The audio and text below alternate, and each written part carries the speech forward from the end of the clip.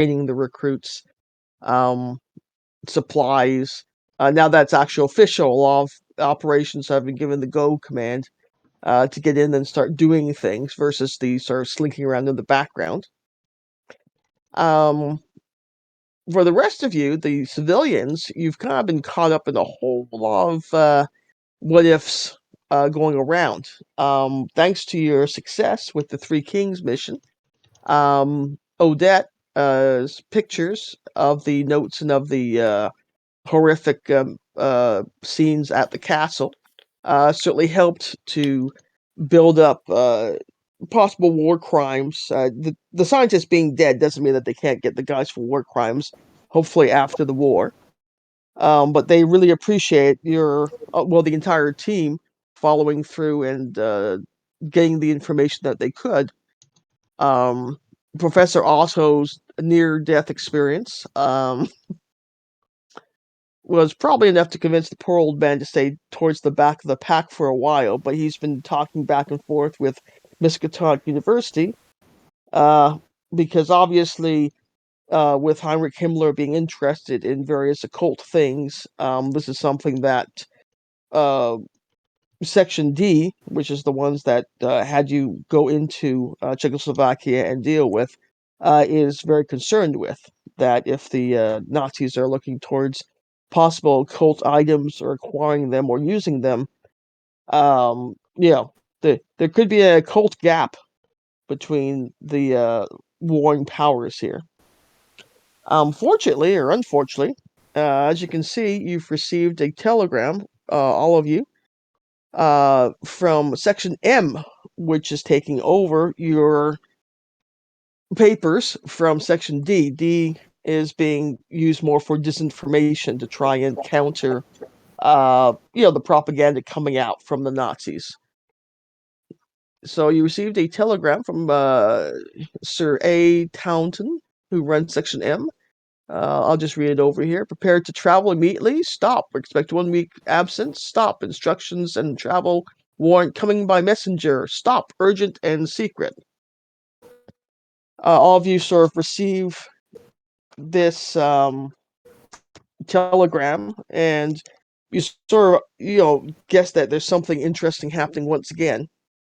Um, as you sort of read it and pack up your stuff, a messenger in army uniform arrives with to each of your, in the military fellows, each of your barracks, to the rest of you, to your civilian homes in London, gives you an envelope that he hands over after verifying you are who you say you are.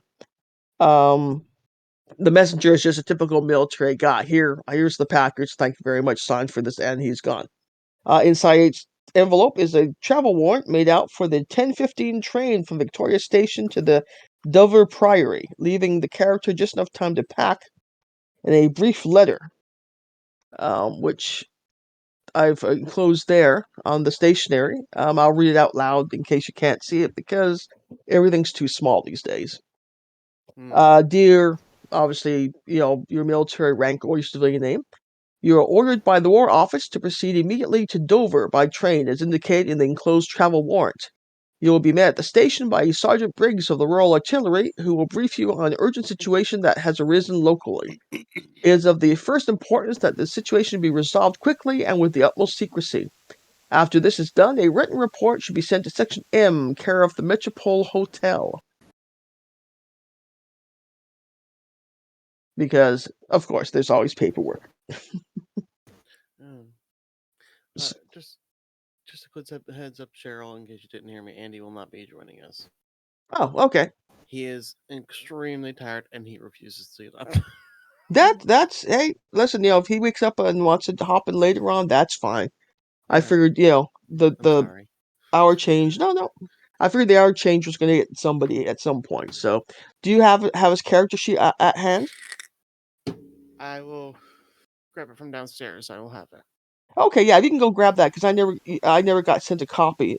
So if you can just have it on hand, and I'll ask you questions if it comes up. Gotcha. Thank you. Okay.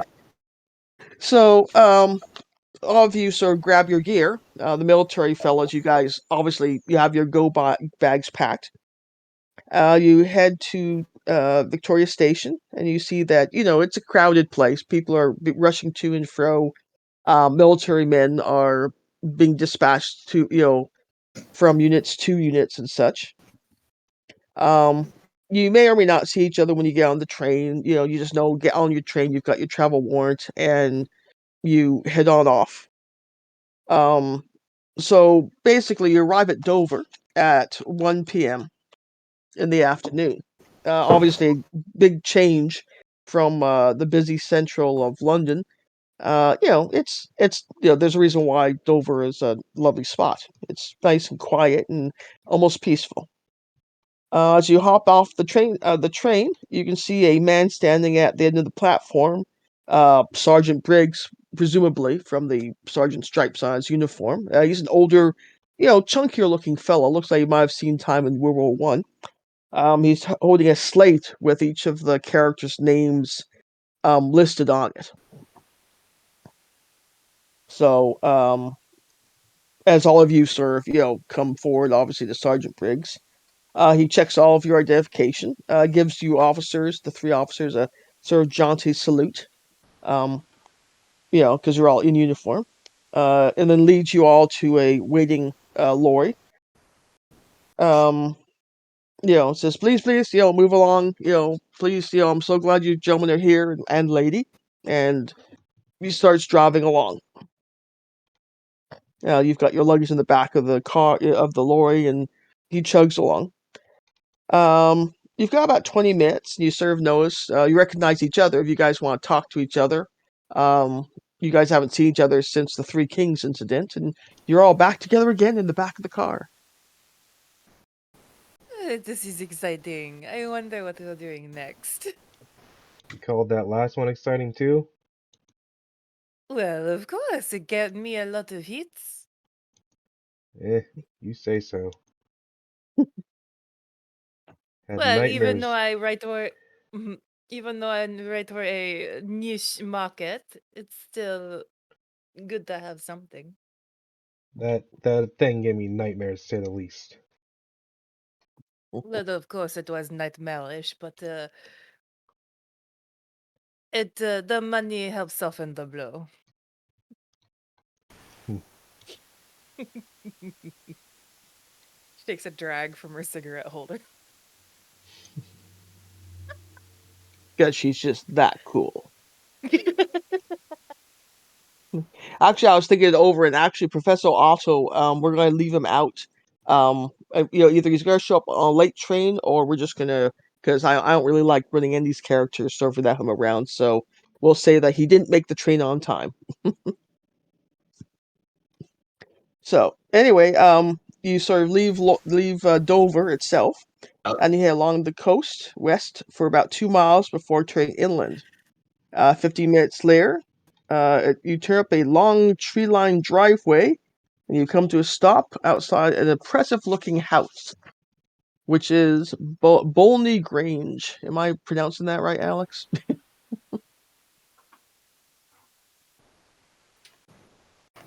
You're Bolney muted. Grange. Yeah. All right. You sort of pull up, and you sort of notice it's actually a very lovely house. It's one of those stately homes that's been pressed into a military hospital. It's kind of like Downton Abbey type, setting that they've turned a civilian house into impromptu military hospital. You can see like field ambulances are outside. You can see some patients walking the grounds in look like hospital house coats and such.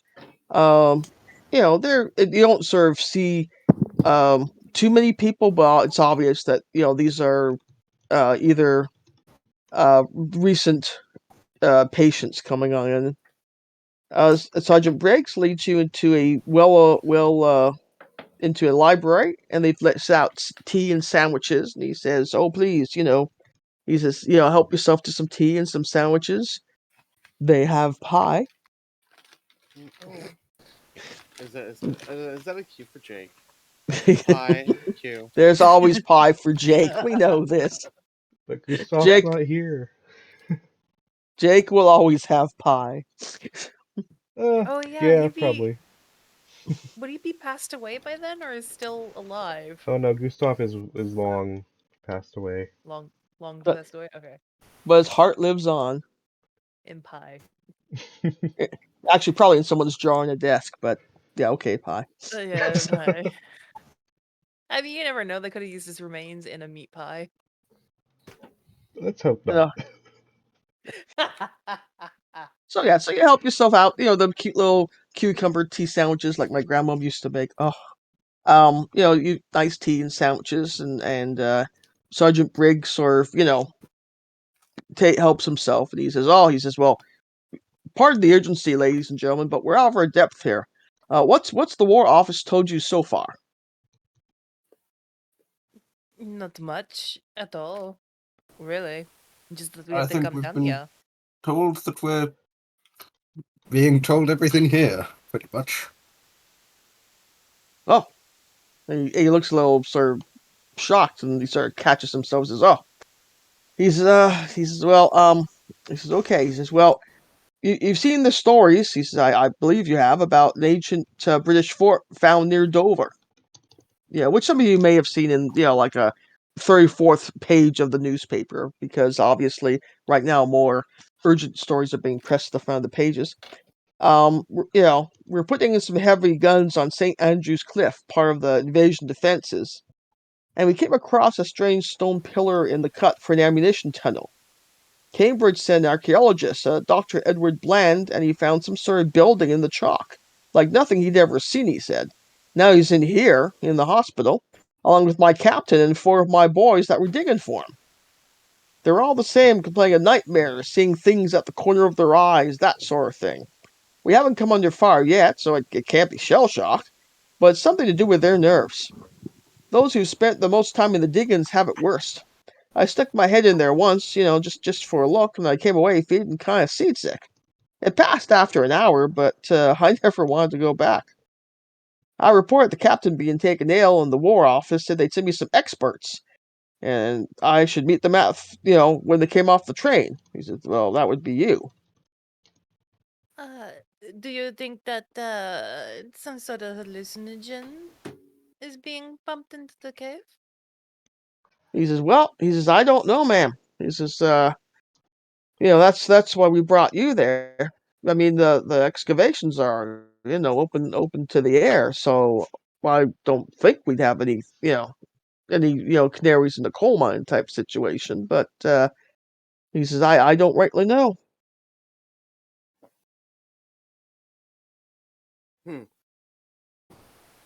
That is what it sounds like to me. As I look to everyone, it sounds like the canary.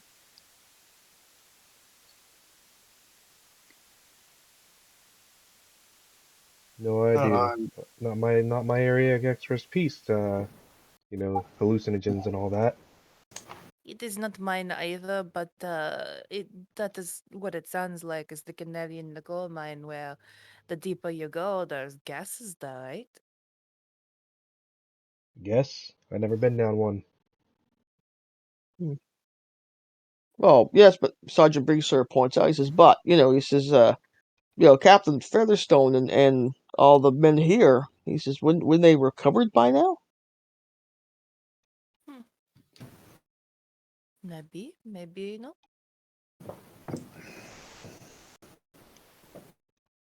I think we need to go down now. We're gonna have to have a gas mask. Oh, that each of you would have on hand, because Okay. yeah, well, all of you would, because everyone's prepared now that war has been declared. Everyone's been issued. Certainly, the military fellows and new civilians as well would have gas masks on hand. So you have that. Would you say that we have the same gears and positions that we had last time? Like Uh, everything got yes. Oh yeah. Everyone's. You've all got your gear from last time.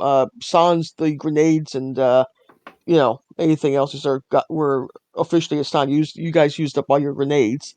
The I military did fellows not. would have their sidearms. I actually did not use any of my grenades.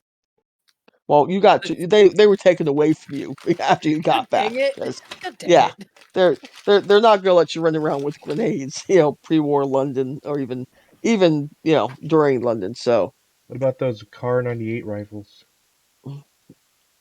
take unless you were issued one like the military men, um, you can get those anywhere. They were taken away from you. Alright, You were kind of stripped down, or you left them back in Czechoslovakia with the resistance workers, Makes sense. because Because you can get more weapons in Britain. So right. yeah, I was gonna say if you because I also have like an extra pistol. I'm guessing I would have left that then too. Because yeah, the pistol I originally had is my French make one. yeah, because don't forget too, you also left them a Shoggoth to deal with. That's true. True. So I'm sure they're fine. womp womp. Flash over to the village being eaten by Shoggoth. Yes. So yeah, I mean, well, they would have taken it down eventually, with lots of firearms and such, but you probably would have left as much as you would with the resistance. No, you can get more in London. You're going back home, so I you know. think we did tell them the weakness, which was fire. But as long as the Shoggoth was eating the Germans, this was not a bad thing. Yeah. Yes. So They probably let it run wild in the castle there to eat the Germans and then killed it. oh yeah, take out the bad guys, and then all of a sudden it's like, oh wait, it's eating our people. Whoops. So yeah, Anyway, so you've got the doctor comes up. The doctor in charge of Bolney Grange comes over, introduces himself as Dr. Reginald Pinner. He's a slim, balding man with small, round glasses. Your typical doctor. Um, he's come over to brief you about his new patients. He says all of the patients are exhibiting signs of incipient paranoia, as well as general confusion and mild hallucinations. He says they suffer from violent nightmares and often wake up screaming. All of them seem deathly afraid of being ordered back to the excavation, and report dreaming of some terrible danger that is waiting there. He pauses, wipes his glasses, and he says, I don't know if this is significant, he adds, but we had a bit of an incident at dinner last night. I got hold of some mackerel locally. I thought it would make a nice change to have something fresh on the table, you see. But all the affected men showed a strange aversion to the fish. 2 of them had to be restrained. Afterwards, they were completely unable to account for their actions beyond confessing that the sight of fish had become utterly repugnant to them. I have no idea what to make of it. Just a mackerel? Oh, yeah, I mean, it was fresh mackerel. He says, if you wish, I can, bring the patients forward and you can talk to them. He says, I think it might do them some good to, verbalize their experiences as well. Sounds like a Yes. good idea. Make some light of this situation. Yes. Indeed. Okay, now you've got sort of six patients in total. You've got the Cambridge archaeologist, Dr. Bland. You've got Captain Featherstone, who was Sergeant Briggs' superior. And you've got Gunners Brown, Day, Larkin, and Roberts. So there's six patients in total. I believe someone had a good psychology skill or something like that. Wah. So That yes, was you should Otto and probably. myself. Yeah, you guys should probably lead the conversation with these folks.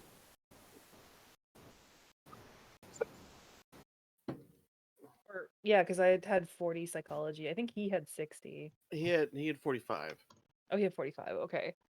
So he only had 5 better than I did. Oh, he never upgraded. You don't need Otto. He's sleeping off a bender back in London. And so we'll put Otto under my character sheet then. Okay. He's a little too much absinthe at one of those wild parties, those professors Weird get German into. parties. Pushova. We have wine for lunch and absinthe for dinner. Yep. Otto. All right. I guess if I have the highest psychology, I can do it. Yeah. Okay. Well, who would you like to talk to first? I guess who's been there down in the longest? Well, all of them had sort of time digging out such, and so you've got the archaeologist, you've Mhm. got the military officer, and you've got 4 enlisted men, basically. I would probably then talk to the lead, which is the archaeologist, because he's Okay, probably got the most information of what structure thing they found. okay, so they sort of bring forth Dr. Bland, Dr. Edward Bland, the archaeologist from Cambridge. He's an older gentleman. He's a little shaky. You can sort of see that he's got like twitches in his hands and looks a little. I mean, if you were to subscribe to Show Shock, he has that sort of image on him. He's sort of mumbling to himself, and he seems to be definitely focused elsewhere. It takes like an effort to get him to focus on you and your question there. So, Yeah. give me a psychology roll. You guys did all up your skills and your luck Yep. thing from last game, right? I did. Yes. Affirmative. Yep. Okay, and you gave yourself luck back up too, right? Mhm. Yep. Okay, just doing a check. Okay, yeah, and a success for our psychology roll to sort of get his attention. Uh, yeah, I rolled an almost extreme success, but it's a hard success. Okay, he is focused on you I because rolled a 10. you are a lovely lady requesting his attention, and even that that will get his attention. So Bon bonjour, monsieur. he says, ma'am, he says, you are a sight for sore eyes. Oh, you are flattering. There are a few questions we would like to ask, since we are here. Um, so you were the one that interacted with the was it pillar or column in the underground? And he sort of rocks back and forth and says, "Yeah, yes, yes." He says once they start to excavate around the pillar, he said they had no idea, so they called me because we thought it was a Roman, some sort of a Roman fort, because over the years, various digs have been conducted to find ancient Roman forts, and it would be of great historical knowledge to find an artifact and then take it back to Cambridge. And he sort of rocks back and forth in the chair, and you can sort of tell that he's wavering a little, but he sort of focuses in on Odette, and he seems to, you're sort of giving him a calming sensation, so he seems a little bit calmer. He says, Mm-hmm. starts talking, and I through the long dialogue he gives you, here's basically the cliff notes. The pillar is made of a dark stone of unknown type. He says, we tried to knock off a piece, and he says that we had no luck at all. He says it's covered in marks that it appeared to be some sort of writing, but he's got no knowledge of any sort of language that the writing would match. He also says the walls of the room are made out of some hard sedimentary stone rather than being carved out of the chalk.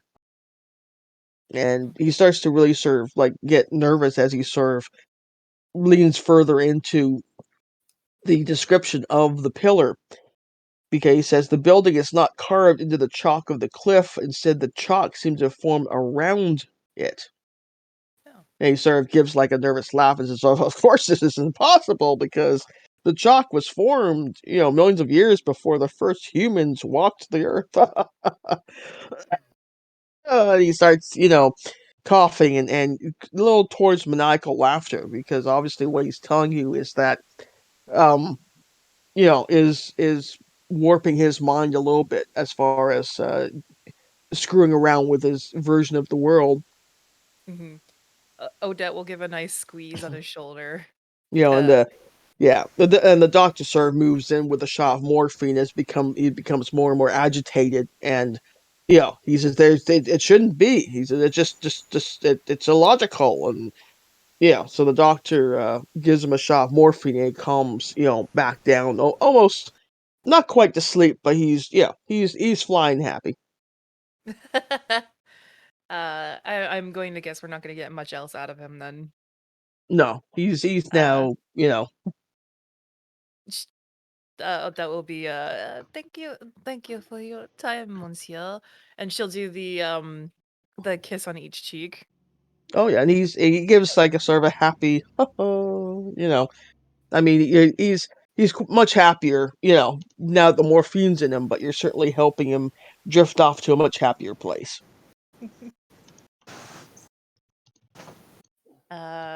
I'm probably gonna turn around to the group and be like, who else do you think we need to talk to?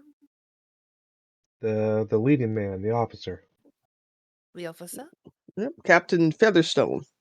Yes, that My, does seem like a good idea. Yeah. my suggestion is someone of the army status should talk. I will help, but you gentlemen seem to know more of your ranking. Now, what's the ranks of my different fellas here? Because this fella's a captain. I am a first lieutenant according to my roles. I was a major. And I'm lieutenant, so I have no idea what those are in order. Neither do I. Well, Dude, the major would probably majors. It goes lieutenant, captain, major. the major would sort of be the top officer in here because Captain Featherstone is just a captain, so Yeah, he's one rank below the major, and then one rank above the other two of us. Okay. Yeah, no, Oh, that does make sense. okay. So yeah, Captain Featherstone is wheeled up in a wheelchair.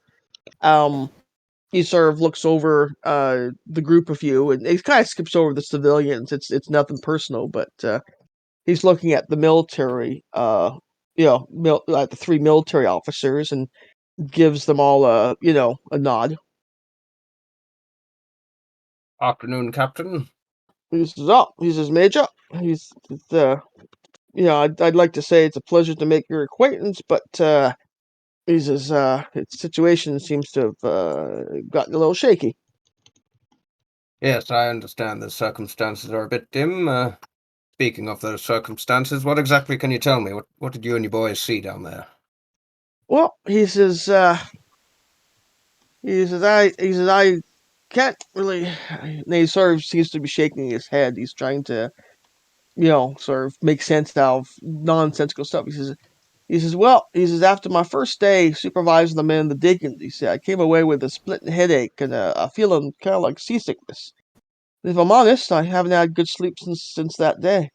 The doctor here gives me morphine at night, and that seems to be helping. But you know, he says I feel like such a fool. He's getting headaches and nightmares.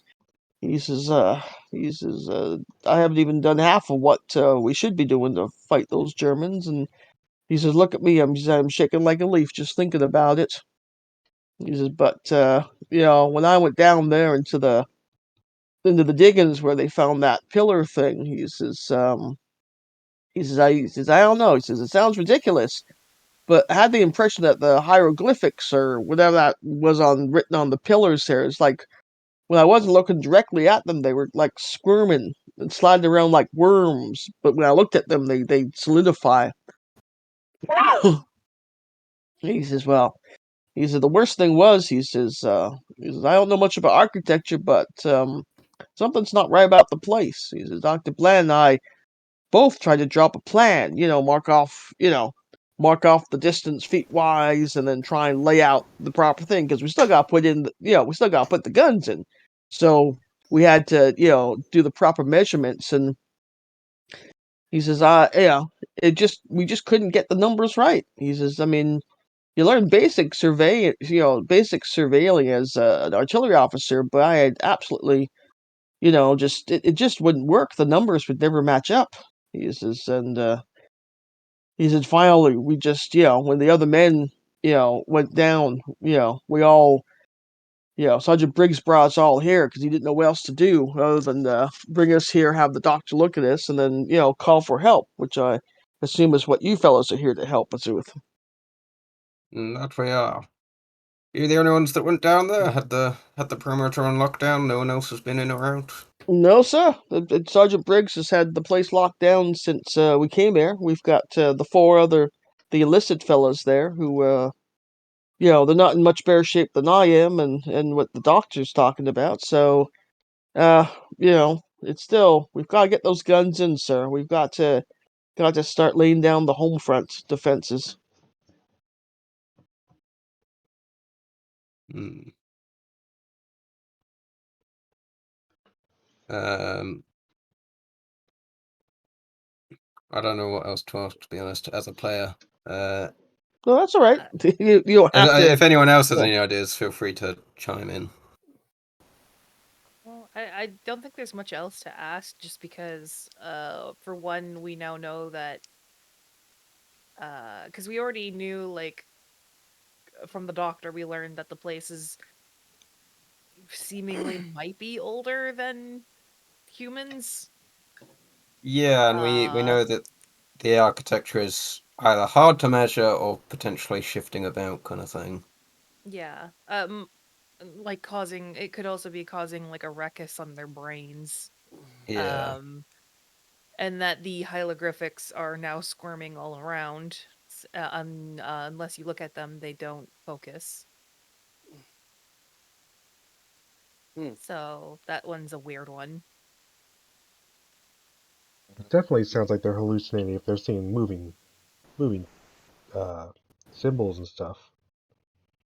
When you and your lads started feeling this way, did you make use of any gas masks? He says, "Oh," he says, "Yes, sir." He says, "As soon as we unveiled that there pyramid thing, and as soon as one of us got a little seasick, Day over there," he sort of points at the four enlisted men who are, not necessarily waiting their turn, but they're just sort of in the other corner of the room, sort of talking to each other. He says he had the thought of putting his mask on because we thought we struck some sort of a pocket or something there. He says, but didn't help. Didn't help us at all. He said, and, Sergeant Briggs, he stuck his head in there and said he couldn't smell anything, but he got sick all the same. So he says, unless it's something we don't know about, something that can get through the gas masks. He says, and well, that's for that's for your scientists there to figure out.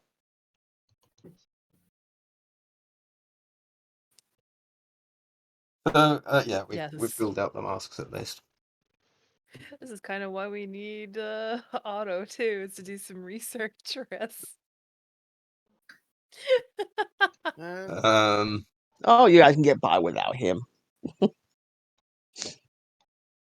So you do have the four enlisted fellows off to the side there, so Yeah, you I'm haven't just spoken to thinking, yet. Well, let's just see if thinking their of what to stories line ask up. them. Yeah. Yeah, I mean, we'll see what they know as well, yeah.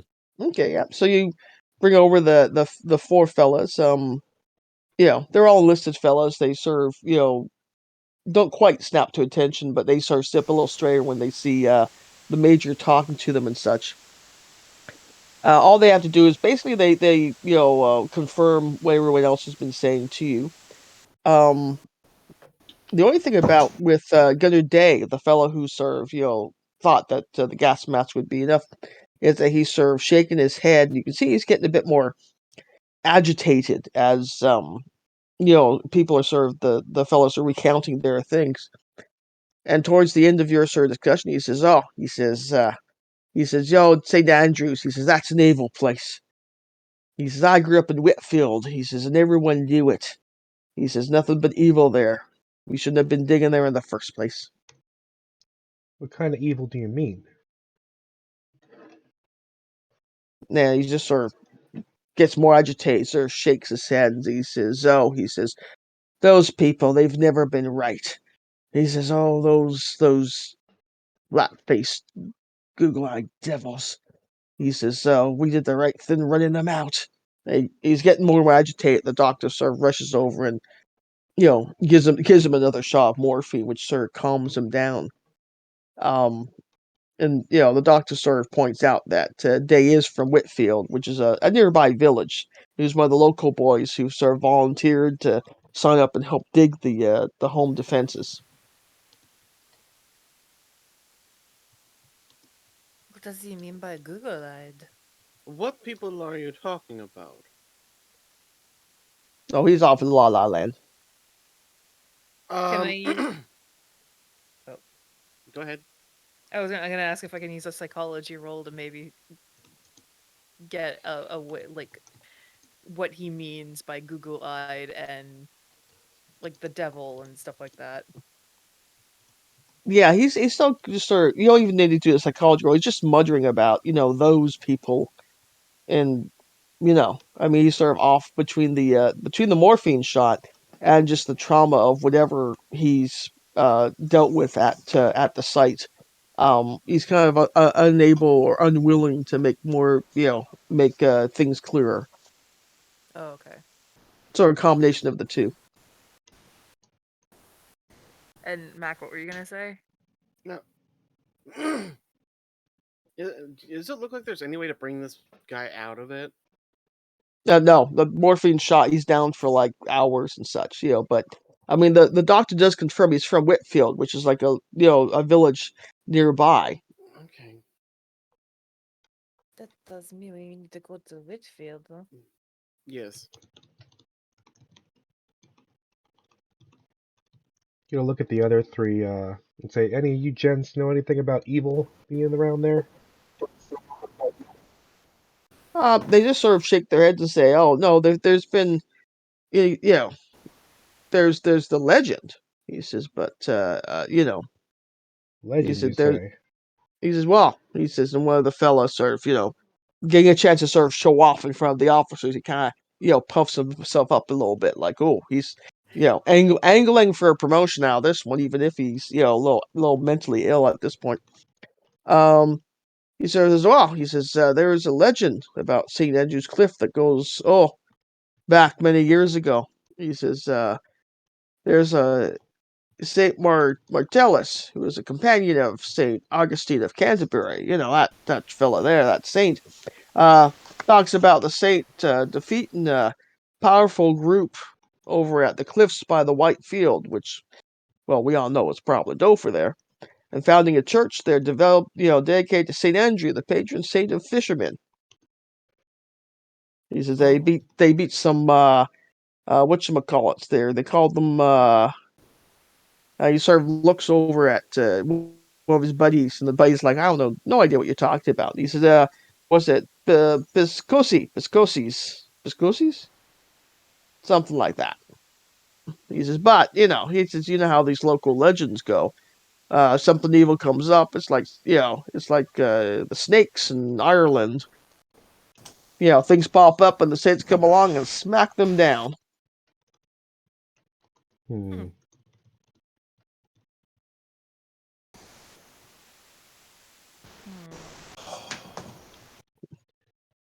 Yes, Valentine's fish sense should be tingling like a mofo. Yes, it is.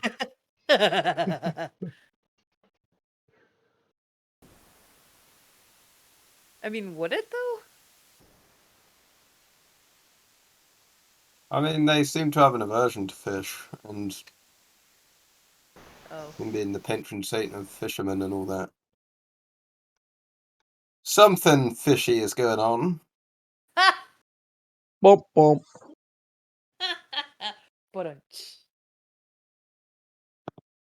Give yourself 6 more luck points. Thank you. Because you got to it first.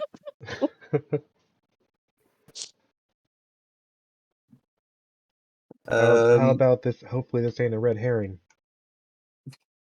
Ooh, too late. Nope. All right. Anyway, so Sergeant Briggs actually does hand out to you sort of a map of the area, because they're charging everything, of course. Mm-hmm.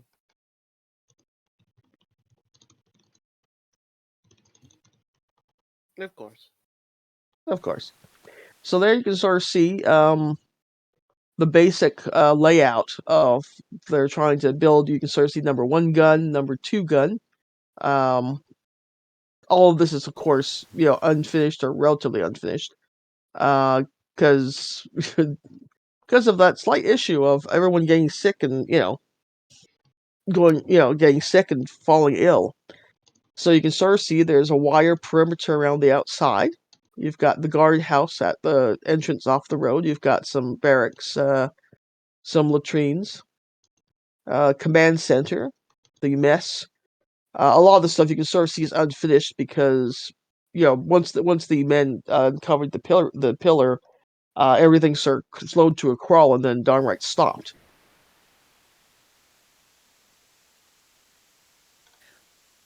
To be honest, I think we should still go to Whetstone to get a more detailed legend.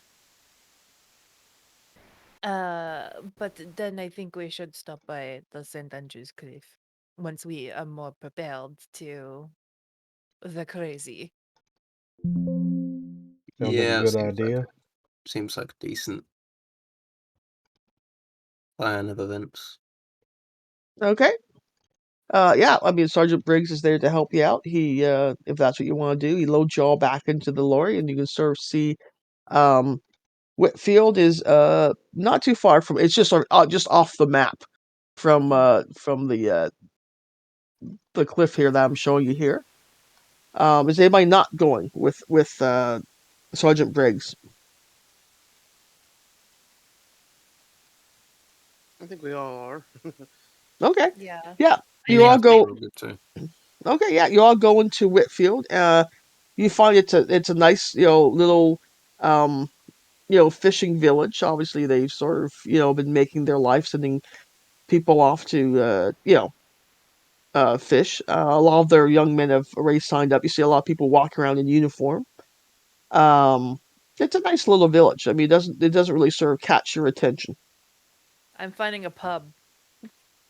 Yep, easy. You find a pub, called the let's see. Oh, let's call it the Gill Father because that sounds good. It's a fishing village. Um, yes, yeah, you find a very popular pub and you walk in and it's not necessarily that everyone stops and looks at you as you go in, but you're a newcomer. Um, so they kind of stop and look at you. Is everybody else with Odette? Mm-hmm. Yeah. Yeah, pub Yeah, seems like a good place to hear yeah, about local legends. So yeah. Oh yeah, I mean they Yeah. all you all draw attention to you just because you're strangers. It's not you don't get the sense of anything notorious. I mean they're very happy to see the three uniformed fellas and the two civilians, just kind of come along for the ride. But yeah, it's a nice English pub. If you want, they can draw you a pint. The barmaid points out they do have fish and chips on the menu. They have a couple of local meat pies. They can feed you if you'd like. Oh heck yeah! I'm gonna get a beer and a fish and chips. No, yeah, no, they draw you a nice pint of Guinness if you'd like some nice fish and chips. Mackerel.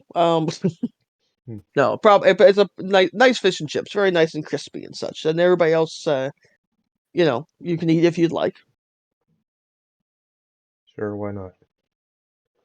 Yeah, no, not a big So thing. Prices aren't unreasonable. so I can eat at Sergeant, the bar, right?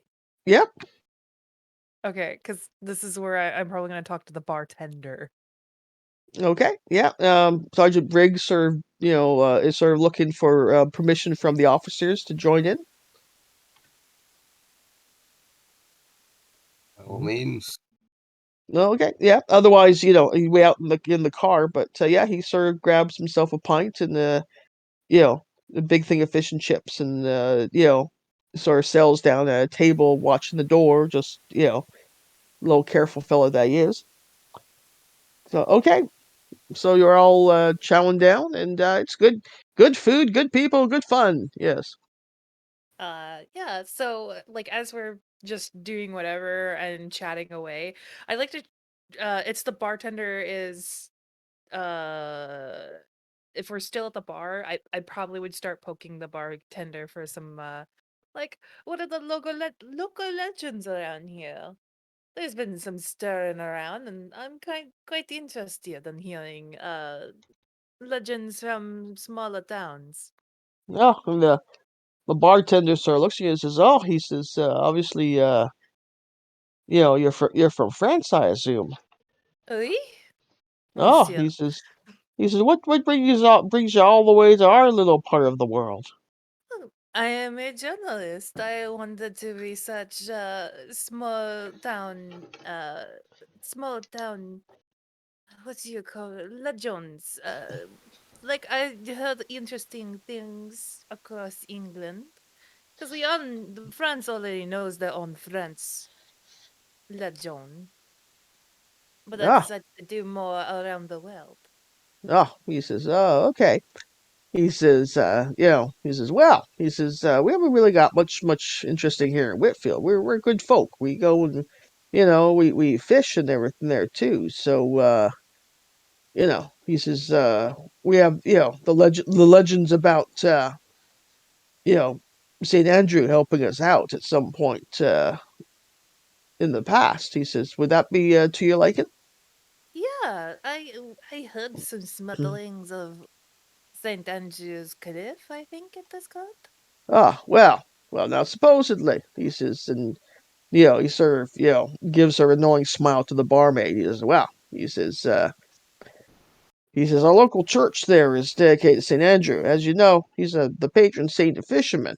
And he says, "There was a big to do at some point in the past where people come up out of the ocean and tried to throw down the people here in the village. But St. Andrew, he raised up his mighty staff and he struck them down. He says, pushed them back into the ocean where they belonged."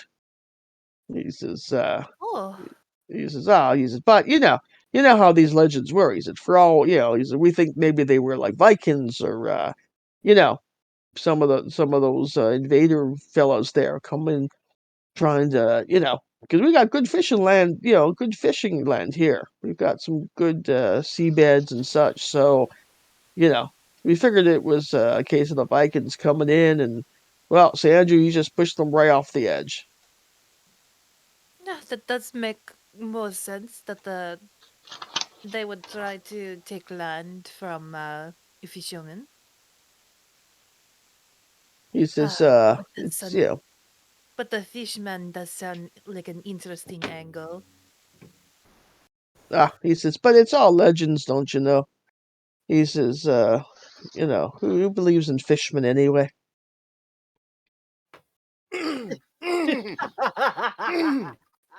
Yeah, those things Sorry, don't that's not. exist. That's just me laughing.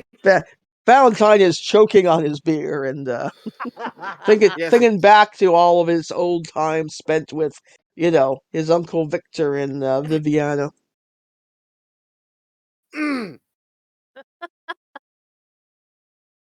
Are you allowing me to know Victor to know Valentine to know those things about Victor? Oh, I would sure. think Viviana would Oh. probably tell. Oh Oh no, yeah, she would. that's totally legit. Oh no. I mean, I totally believe. First thing is, Viviana would definitely have, imparted all that she knew, obviously, to Valentine, and I don't see any reason why they wouldn't have.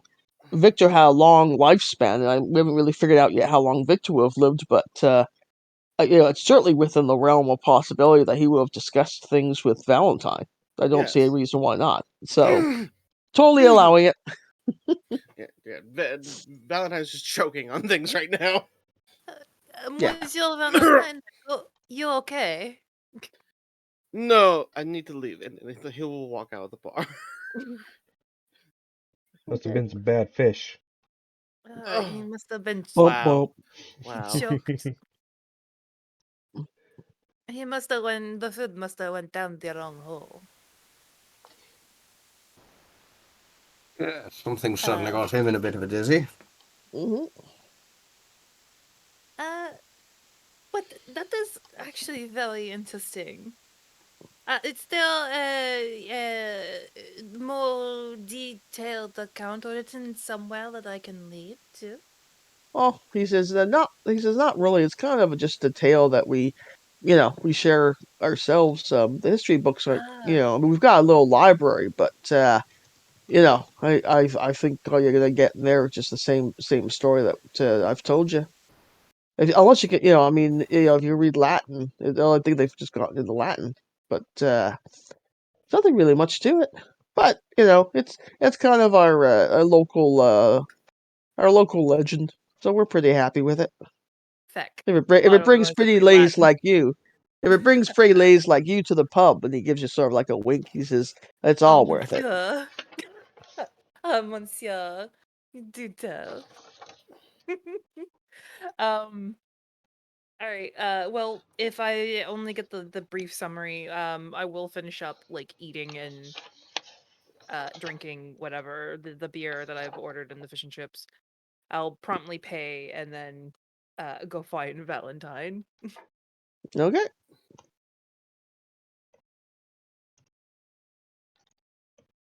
Uh, where would I find Valentine? Standing directly outside the bar. Oh, Actually, Monsieur. probably to the side of it, throwing up. Oh, Monsieur Bill Valentine, did you eat something wrong? No. No. You've been so quiet, sir. Is there something wrong?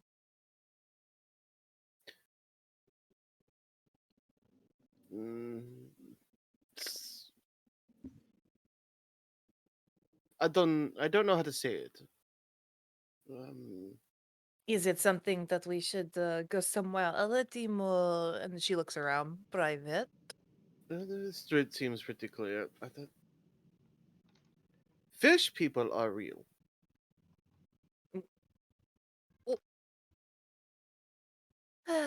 I mean, in all honesty, if I did not go on that last mission, I would laugh at Mm, you. But seeing what we saw, it's a little more believable. mm. I am related to one. Mm, Uh, excusez-moi. I'm related to fish people. Do, does do, does that make you one? I don't know.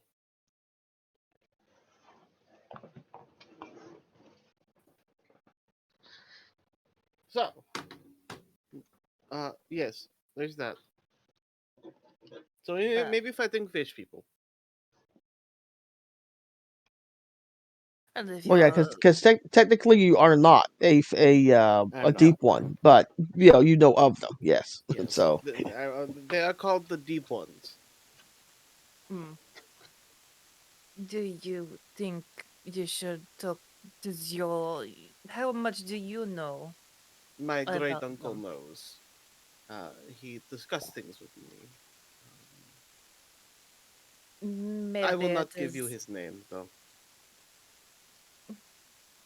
of course. Maybe you should discuss this with your uncle if he knows more.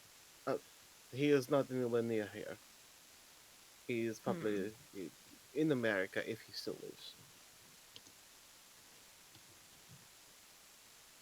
Then maybe you're sending a telegram.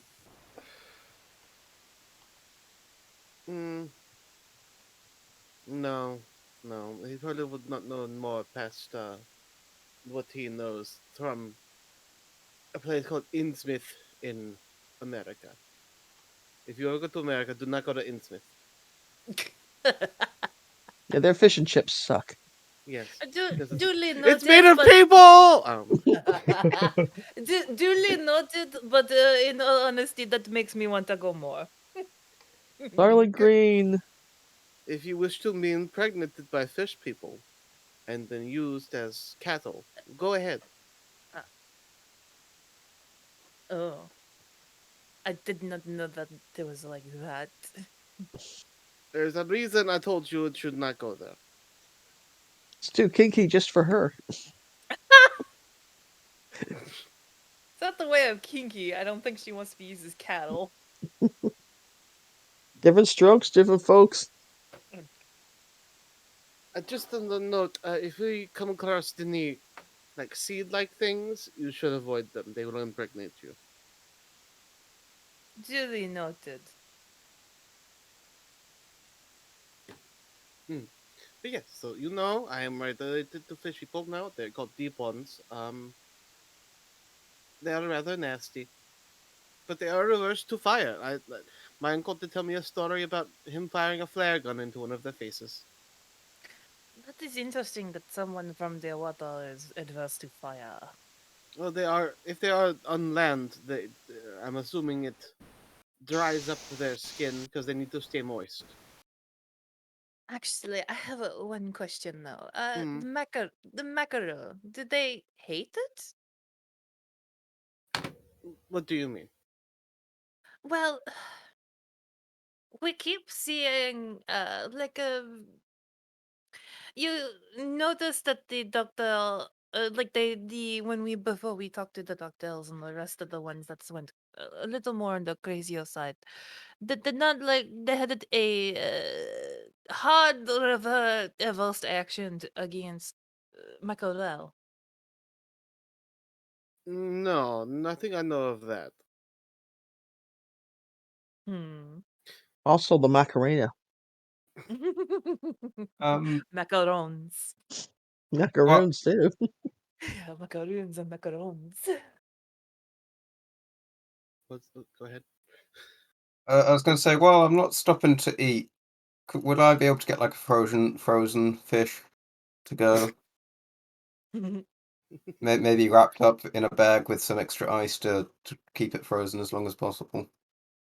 Oh, yeah, if you want to, sure, they can sort of supply that to you, at a reasonable fee, because you're one of their fighting men, and they're all keen on that. So yes, you can get some. Because frozen fish is very important for the fight. Yep. Hey, I've been. Go ahead. Sorry, my brain isn't working, so go ahead. Yep. No, they have no problem. I mean, though they haven't got a lot of extra supplies, but for their fighting forces, they will, certainly if you want some frozen fish, Sergeant Briggs is kind of giving you sort of an odd eye, sort of points out they do have supplies at the base. I mean, it's not like you're going to be eating their version of MREs or whatever, But if you want to get some fish, sure, they can certainly pack it for travel. Okay, cool.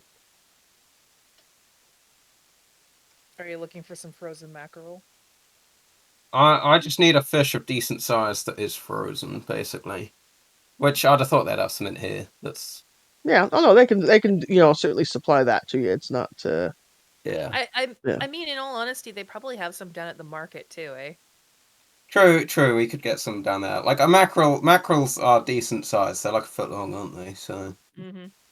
Yeah, I mean, yeah. If you want to go down um, to the local market, you can find fresh fruit and vegetables. I mean, it's a relatively self-sustaining village. yeah. If I They can find do. one at the market, I'm up for getting one there. Basically, if I can get a frozen mackerel, is a good one. Yep. Nope. Then yeah, by all means. No a problem. Put into your inventory. Uh, you know, not an issue. It's Right. Um, and then I actually wouldn't mind loving going to that small library that they have to see if I could. I can't read Latin, but maybe there's a book that can translate Latin. sure. Are you sure you Because can't read Latin? Otto's the only one that can read Latin. It's because my two languages are French and English. Okay. No, you can. Well, after you finish eating, you can head on over to the local library. It's a small, I mean, it's literally the one door library, that the small villages have, where you've got a nice little lady behind the desk, and she's only a part timer. She asks you what you're interested in, and she points you. She actually comes over and sort of helps you, and basically finds one of those lovely illustrated manuscripts, because one sort of like the gem, sort of like prize of the county type thing. Is they've got a lovely illustrated manuscript discussing sort of the legend of Saint Andrew, uh, sort of defeating the Piscosi, um, which she sort of points out. Piscosi translates as fishy. It's a kind of a bad thing. It seems to be sort of a picture of more or less what you were told. You see some creatures are fighting with the fishermen, and with Saint Andrew sort of raising his staff to cast them down.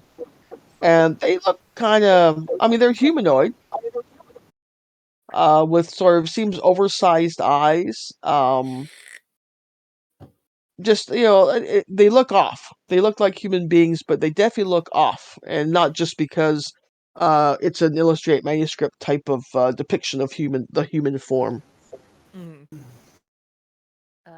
Okay, and because I remember that the guy said that I would need to learn Latin or have Latin to read. I'm guessing the librarian is helping me with that? Yeah, the librarian's giving you an assist on that one. So yeah, I mean it is the same basic story. They came up out of the land. Saint Andrew, forced them back. Um, it's your typical, Saint wins the day story. Is there a picture of the staff on that manuscript thing? Like Not a really. depiction? Not really. It seems to be just like a regular sort of a rod, like a very straight rod, and just him sort of holding it up, and sort of his other hand sort of praying or whatever. So you don't really, you know, there's and Okay. no, you can ask the librarian. She says, no, we don't have the rod in our possession. We think it was maybe just a walking stick. Yeah. I am going to just in case, I am gonna write down like maybe look into staff question mark. Hmm. Could be walking stick question mark. Um and I'll leave and join up with everyone else. Since if that didn't take too long. Oh no, it didn't. She was very helpful, and she sort of points out too that their illustrated manuscript is not a photograph, so you know, be careful. It's so all right. Well, everyone else has gotten their. You've got fresh fish. Sergeant Briggs is a little, looks like a little skew. Again, pointing out they do have supplies, at the camp, but everyone's piled back in the lorry, or is anybody else doing anything? Oh, actually, before I forget, I'll just take a picture of the manuscript. Oh yeah, yep, you can. Yep. You've got your photographer. You've got your gear with you. Yep. The That's just librarian's for very record. happy to actually sort of help you pose it and everything there too. Librarian's very you know, very keen on getting some press for their small town, so she's very helpful. Oh yeah, I'll take a picture of her in the library and stuff like that. Because I think in all, she'll probably add some press to bring people in. Because she adores libraries. Oh yeah, nope. The Yep. librarian's very happy. I mean, anything that brings a little more, a little bit more tourism to the little town, especially in wartime, they'll take it. Yep, definitely. Okay. What's everyone else doing? Um, do we want to go cliffside, or is there anywhere else we need to go?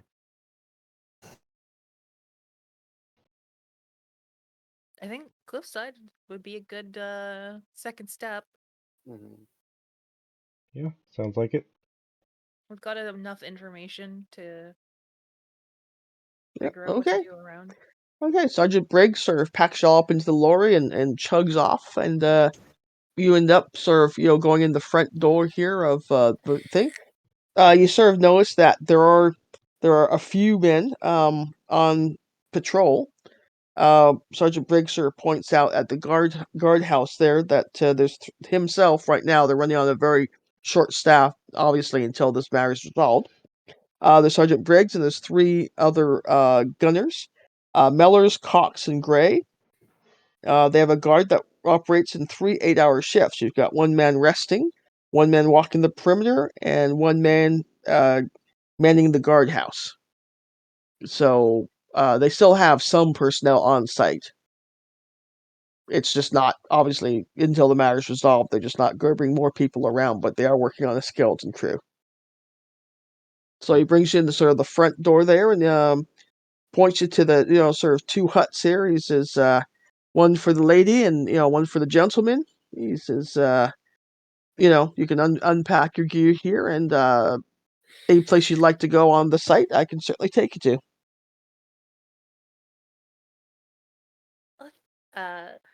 Merci, monsieur. So yeah, you go into the barracks, and they're your typical military barracks. The military officers, they'll feel almost at home. You've got all the all the beds laid out, foot lockers waiting for soldiers to be assigned. Nothing really strikes you as out of place. It's very familiar to all of you. Yeah, Hmm. tossing my shit in the locker except for my camera gear Hmm. and I guess the gun. Like the things that I don't need, like a mess kit, a mess tin, and an enamel mug. And I'm gonna guess we're getting fed, so probably a tin full of or a tin of fuel blocks I probably don't need, Yeah, or I an mean, you can intrinsic easily fuel. just store stuff. So there's like a little shelf there. You can, Yeah. store stuff on the shelves and all that stuff. And Sergeant Briggs points out that obviously they just had lunch, but whenever you'd like to have dinner, you've got several hours of daylight still left. I mean, sunset's about like 9:15 here, so it's barely after lunchtime. So you've got plenty of daylight left, and they do have lanterns. So Yeah. it's not like once the place goes dark, it goes dark. Yeah. I'll probably go into the next one where all the gentlemen are and say, well, do you think we might need to do more of a polamatel before going anywhere near the crazy column? Well, just in case we need to make some kind of retreat and tactical decisions on where we go, maybe we should just look around a bit. Yeah, I was going to say, I think doing a bit of a sweep of the area to make sure nothing seems off would be a good plan. Mm-hmm. Okay, are you all staying together, or is anybody going elsewhere? I think we're going to continue the trend of all staying together at this point. Yep. Yeah. Never Seeing split as the we're party. seeing as we're on kind of while it's not a full swing military base, we could also see if us officers can get some heavier equipment, so to speak, in case we do encounter any trouble with supposed fish people. Okay, well, let's see. Yeah, you do know. Let's see. Sergeant Briggs actually has a Sten MK1, a submachine gun. The other officer, the other enlisted men do have Lee Enfield rifles on hand. They have extra Lee Enfield rifles available for you if you so wish. We'll take Um, one. mhm, I definitely want a rifle. Yeah, I'll take a rifle. yeah, Unless there's any shotguns available, seeing as if this cave with the pillar may be quite close quarters, but I don't know yeah. if I there mean, would be yeah. Sergeant Briggs sir points out he's got the stand, but he's willing to hand that off to anybody who would like it. You'll rotate down to a rifle if any of the officers want it. You can sort of see down towards the bomb. There's a Bren gun down there, which is a much bigger submachine gun, sort of being propped up tripod. Um, it's meant to be sort of a permanent fortification uh thing, but it's sort of sitting there right now with ammo and such. You can sort of see it on the map. Is that considered Um, a submachine gun or is it a regular, like a machine gun? well, it says well, it I says think here that it's might be. LMG, so yeah, Yeah, I think that's heavy weapons rather than yeah, submachine gun. Okay. yeah. I mean, it's meant to be sort of a permanent permanent there's a tripod mounted Bren gun. It's been placed near the AA emplacements, which are the batteries that are unfinished. You can sort of see they've again they're digging the places and pouring the concrete and preparing for installing. As you can see, most of the base itself is very unfinished. Right. The reason I ask is because I have machine gun but not submachine gun skill.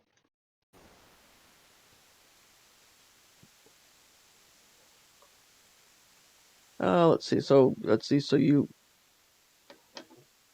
So the question is, would you be able to fire that one? Is what you're saying?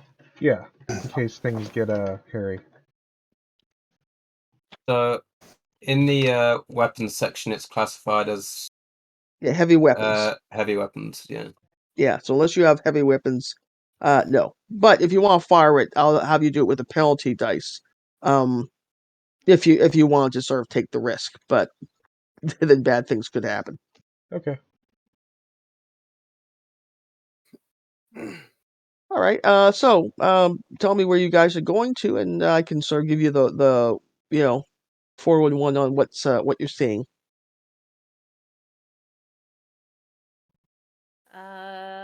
I guess we're kind of just going around the whole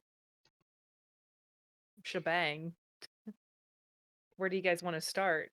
Do you want to go guardhouse perimeter area, or do you want to go Oh, more edge? I will tell you the pillar. Sorry, the pillar itself is sort of located around where number one gun is, where they think that's the area that they found the pillar in is over there. Okay. Okay. I mean, not that you can't go anyplace else, but give you a sort of zoom in a little bit there. So you've got the magazine, the very top of the pillar, and you can sort of from Sergeant Briggs, you've been told that as they excavate further down, they went, sort of into a lower um, area where they got a sight more of the pillar.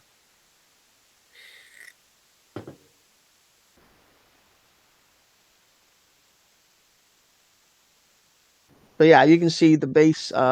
Most of the buildings are unfinished. The only ones that are finished, the latrines, obviously, barracks, the guardhouse, the command center, um, the mess. And before anybody asks, yes, the command center has a radio. Good to know. Let's see, that will go back to but any calls for help will be a couple of hours in coming because you guys are out on the coast. The mess hall has got a lot of canned goods and stuff available. There's no cook, but it's well supplied, like Sergeant Briggs said. You can sort of see a lot of buildings and such are unfinished. A lot of trench work there. You can sort of see a lot of trenches have been sort of dug out and prepared. Again for putting in the home defenses here. So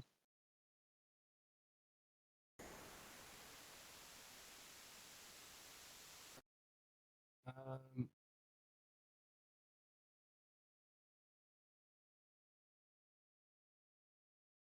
yeah, I mean, I guess I'd be up for just doing a general sweep of the base first, and then we can maybe have a look at yeah, the the kind of pillar area yeah particularly. the perimeter. The perimeter is your basic barbed wire fence and such. You actually notice, and sort of Briggs actually brings it to your attention because he's kind of sucking up to the major here. That he's actually hung a couple of empty cans here and there on the barbed wire fence, and proudly announces that he learned that from the World War I. That would be sort of like an early alarm system, since obviously the technology isn't there to have the fence sort of wired for sound. Um, that he's hung up, sort of old tin cans and such here and there. So if anybody wants to try and get through the barbed wire, they'll make some sort of noise. So he's actually quite proud of that.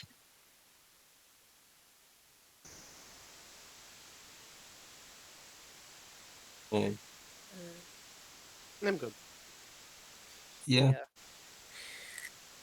Well, Victor will try to get through the barbed wire. Why not? Valentine will try to get through the barbed wire. Why not?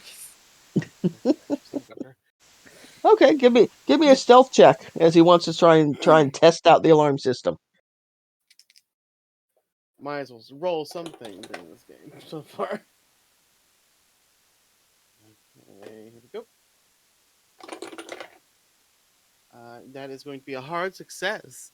Oh yeah, Valentine does like those really cool things where you see the thief go through the laser you know snipes and all that. does that bend left, bend right, just sort of slithers through the barbed wire without setting off any of the alarms. Instantly, making Sergeant Briggs very red in the face as he's being showed up right in front of the officer. So Shoddy job. he's like, oof, oof, oof, oof. Well, most men can't do that. And he sort I'm of, kind of tempted now to try that. Would anyone else like to try? I might. I think I will. Don't all get yourselves cut up too Uh, much. Let me and- look up barbed wire and see how that. And I'm really sad because that was an almost extreme success by one. Now you see, you're just gonna make Briggs cry. Success. I rolled a Okay, yeah, 13. Odette just sort of like Cirque du Soleil her way through it and just and by this point that he's just stomping off it in total frustration and embarrassment, and there is much cursing and and I thought that was maybe a fun. tear. I don't know. Maybe a tear comes out of the corner of his eye as he sort of A single tear. a single tear dribbles down his face as he's like, oh, yeah. Oh, Child. I thought that was fun. It was fun. It was fun. Was it good for you? It was good for me. For me.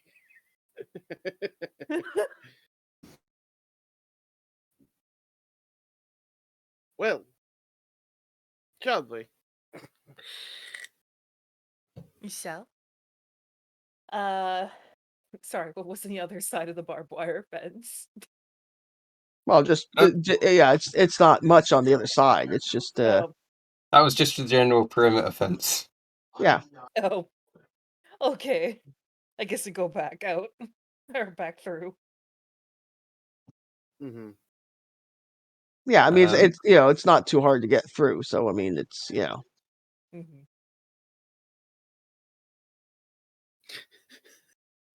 So I guess if nothing it seems out of place across the rest of the base, we could have a look at the excavation area. okay. As you get a little closer to the you sort of get closer, you go head over for number one gun, as they call it. You sort of see that it looks like it's been unfinished. You get to the magazine, you can see various bricks and various pieces of wood in disarray as if they've been sort of thrown down and not organized. Cast away. Some loose nails are flying around. Um, kind of a mess. My question is are we quite prepared to go down and get the crazies? Because once we go down and lay our eyes down there, it's usually when it starts, correct?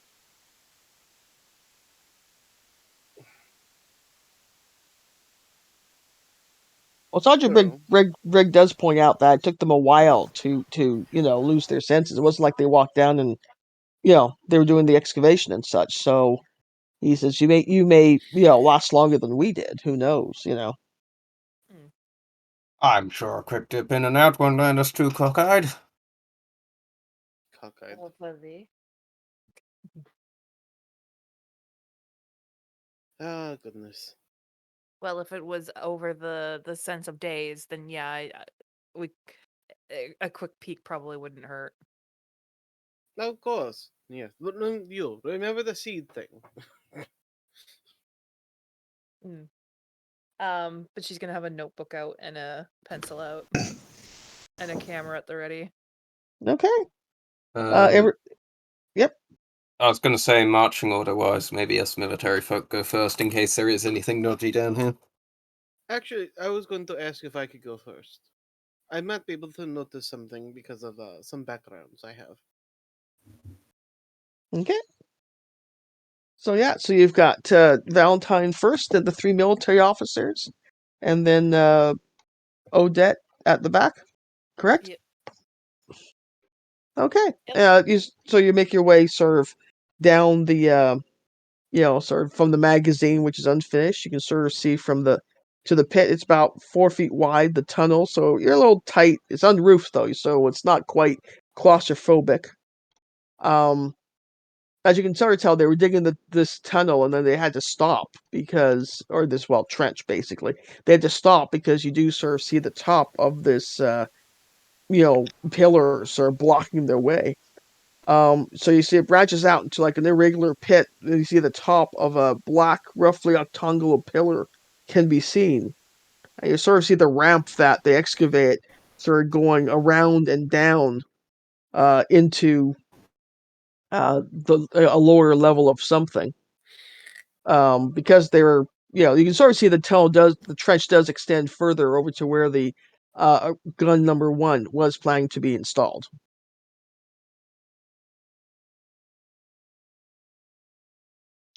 So y'all going down? Mm-hmm. Okay. No problem. So, okay, you sort of make your way down, and you can sort of see it sort of comes out into a larger room, and it's kind of funny because it's almost like you guys have all been in the trick house, the fun house where you have the room that sort of plays with your vision and senses. It's almost like one of those where the angles of the walls aren't really clicking for you. You feel like a little, wobbly. The funhouse type of stuff. Ugh. So you can sort of see that there are like 3 sort of arms that have been sort of dug off this particular main room there. Excavations probably by the archaeologists to try and sort of determine what sort of Roman ruins these were. Let's see, and the pillar, well, was in the middle of the room. You can sort of see it's about 4 feet across. Um, you can sort of see it's made of smooth black stone. Um, it's got some gorgeous carvings and such though on it. You can sort of see various, glyphs or hieroglyphics sort of carved into the thing. Is anybody looking at the carvings, like studying the carvings? I'm gonna look at it out of the corner of pictures. my eye. Same. Okay. Anybody who's looking at the carvings, give me a sanity check. Okay. Probably gonna be me. Ooh, that's a success. I go under sanity, right? Yes, you're Yeah. under. That's a fail. No, I failed. Okay. For those of you who fail, you lose 1 point of sanity. Okay. Valentine, how much did you succeed by? Okay, well, it was 40 out of a 88, so So, hard success? hard success. Yeah. You don't necessarily recognize them as in you can read them, but you definitely know that these are some sort of deep one carvings and such. No, great. You get, I mean, you're not experienced enough to read them, but you sort of can tell that it seems to be some sort of a story, like the way the glyphs are sort of circling around and such. Um, it's interesting. I mean, you're sort of familiar with it. You can't read it, but it's definitely deep one stuff. Okay. So, yeah, um, don't look at the walls. Don't look at the walls. Advice to you. I can almost read this. I cannot though. Do not look at the walls. It's gotten too late since I'm taking pictures of everything. Okay, no. He will push your camera down. Do not do that. Look, it is for my stories. You got to have some sort of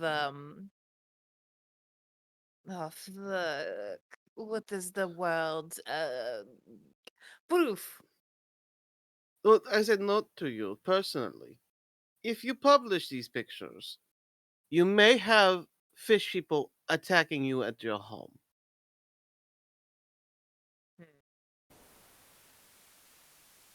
Fine. I'll keep them for my personal collection. Yeah. Or for Section M. That too. So, Go Alphonse, for you sort of granted. notice, as you try and look at them, sort of without looking at them, they start to sort of wriggle and squirm on the pillar. Um, it's a little disconcerting, certainly.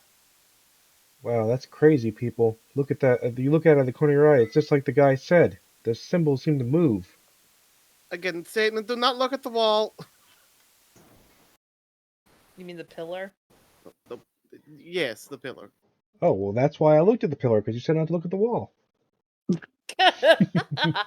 You are looking at pillar, weren't you? Sideways.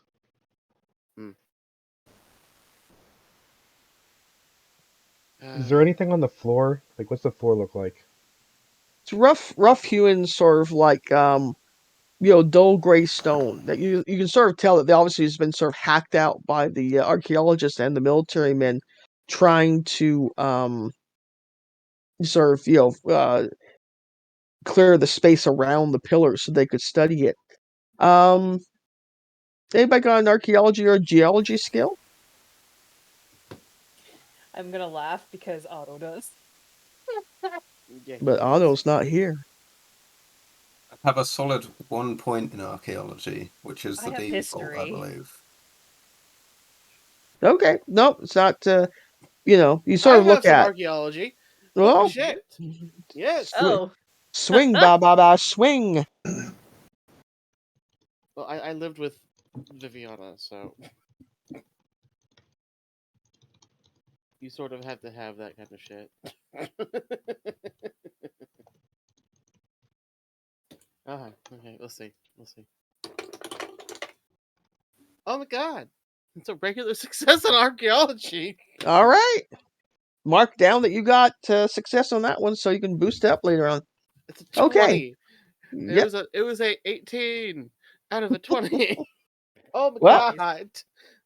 mark it down. You get to improve it. So yes. So as Valentine sort of walking around the pillar, trying not to look at it, you sort of notice that you're sort of confirming what the archaeologist Dr. Bland back at the hospital says, that um the room and the pillar that you're working on were not dug into the chalk of the cliff, and said the chalk formed around them.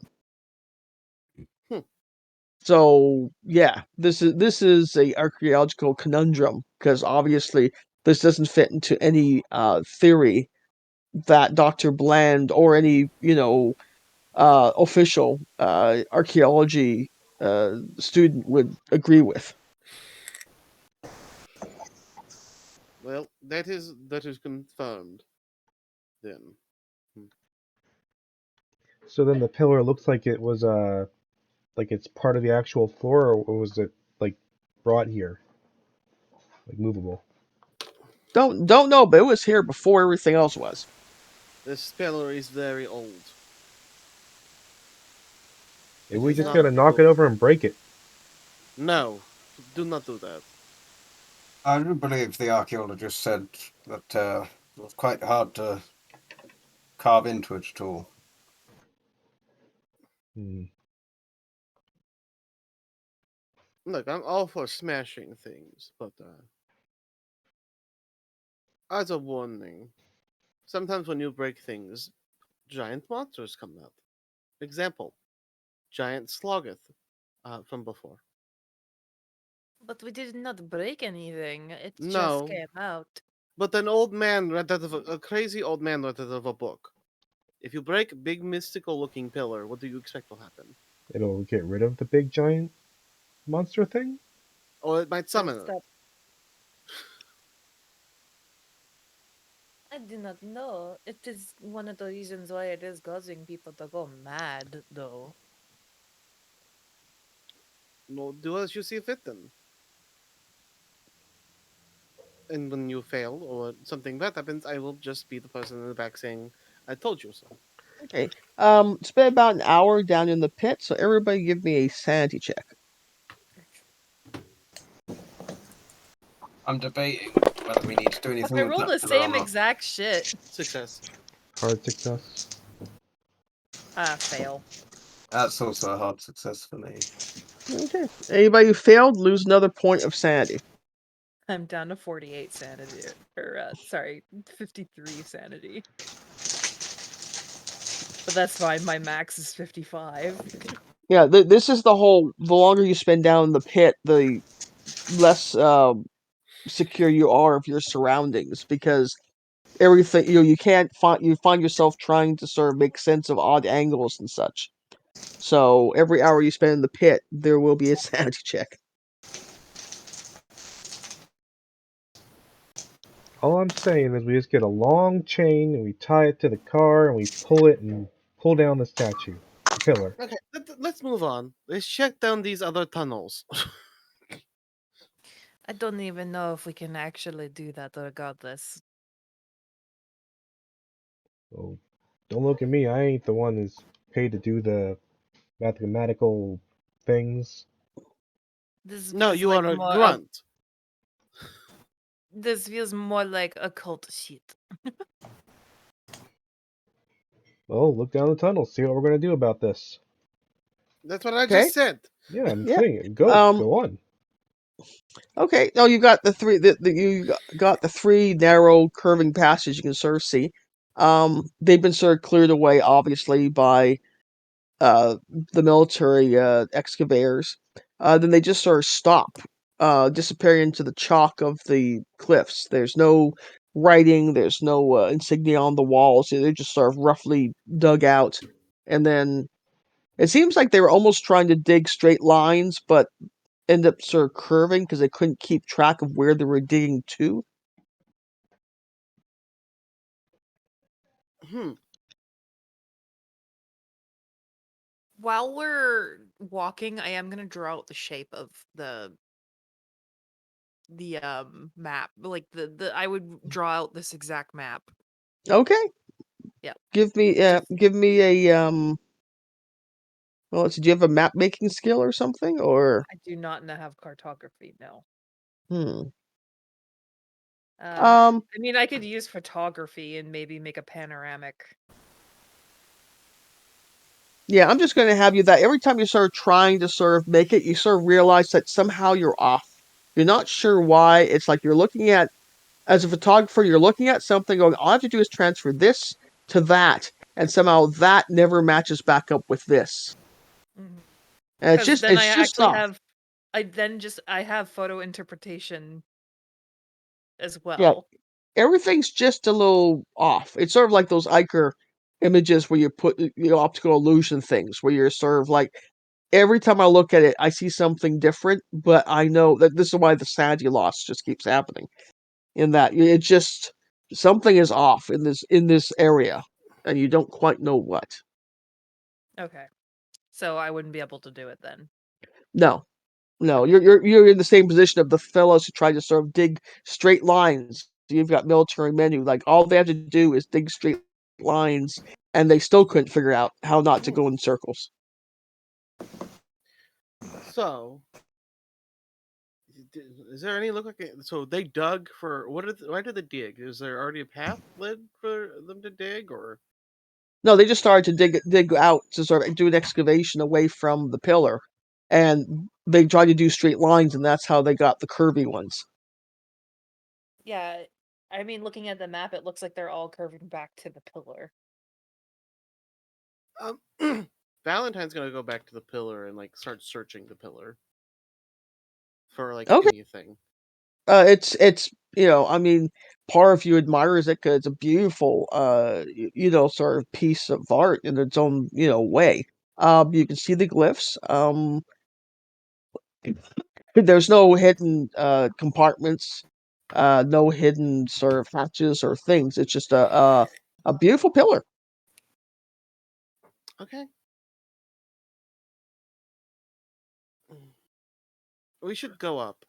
There is nothing here. There is just the pillar. For once I agree.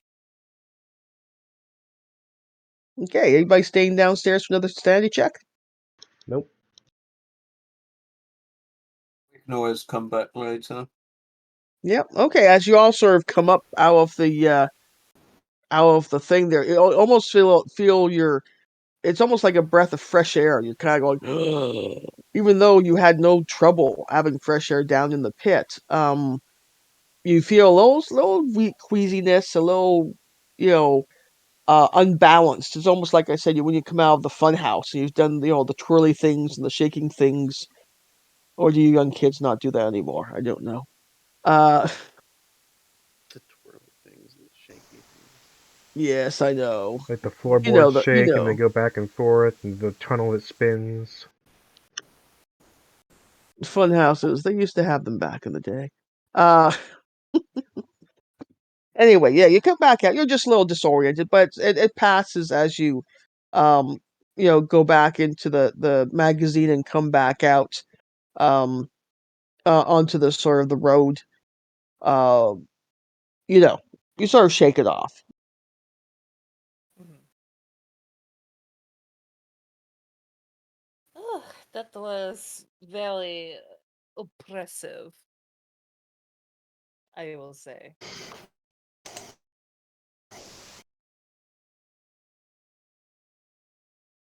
So Sergeant Briggs sort of comes up and says, "Oh," he says,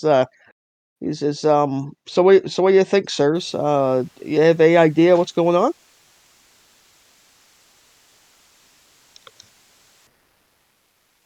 Pending investigation. Though, we seem to know a thing or two, and he kind of points at Valentine. Yeah.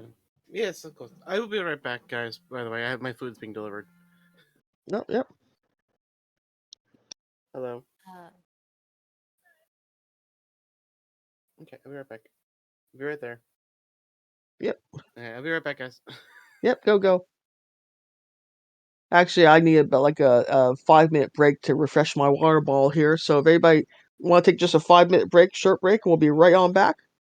sure. All So right. it's like 5 to 12 right now, so 12:05. Okay. Okay.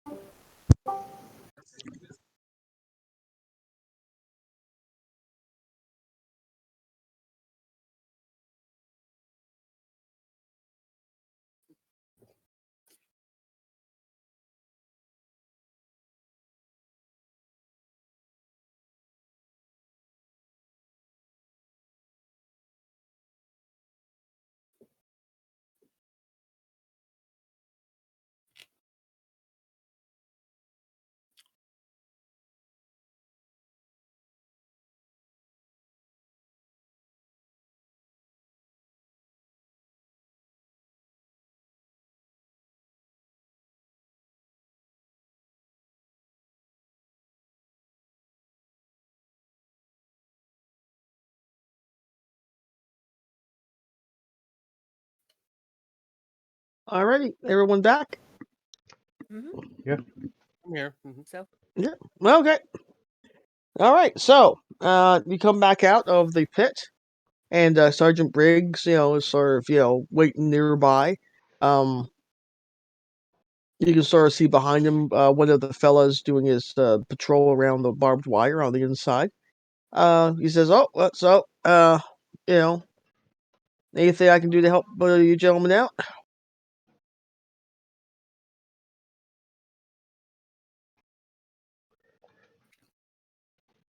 um,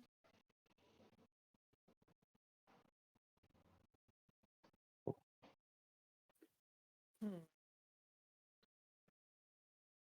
Don't know really. He says, "Oh," he says, "Well, he says, we'll have dinner in about an hour. You know, we have some fine, we have some fine, yeah," he says, "I'm not that great a cook, but I can put up some fine meal here for you, gentlemen and lady. Uh, do you want, question for, the major there. Do you want him to cook up your, frozen fish?"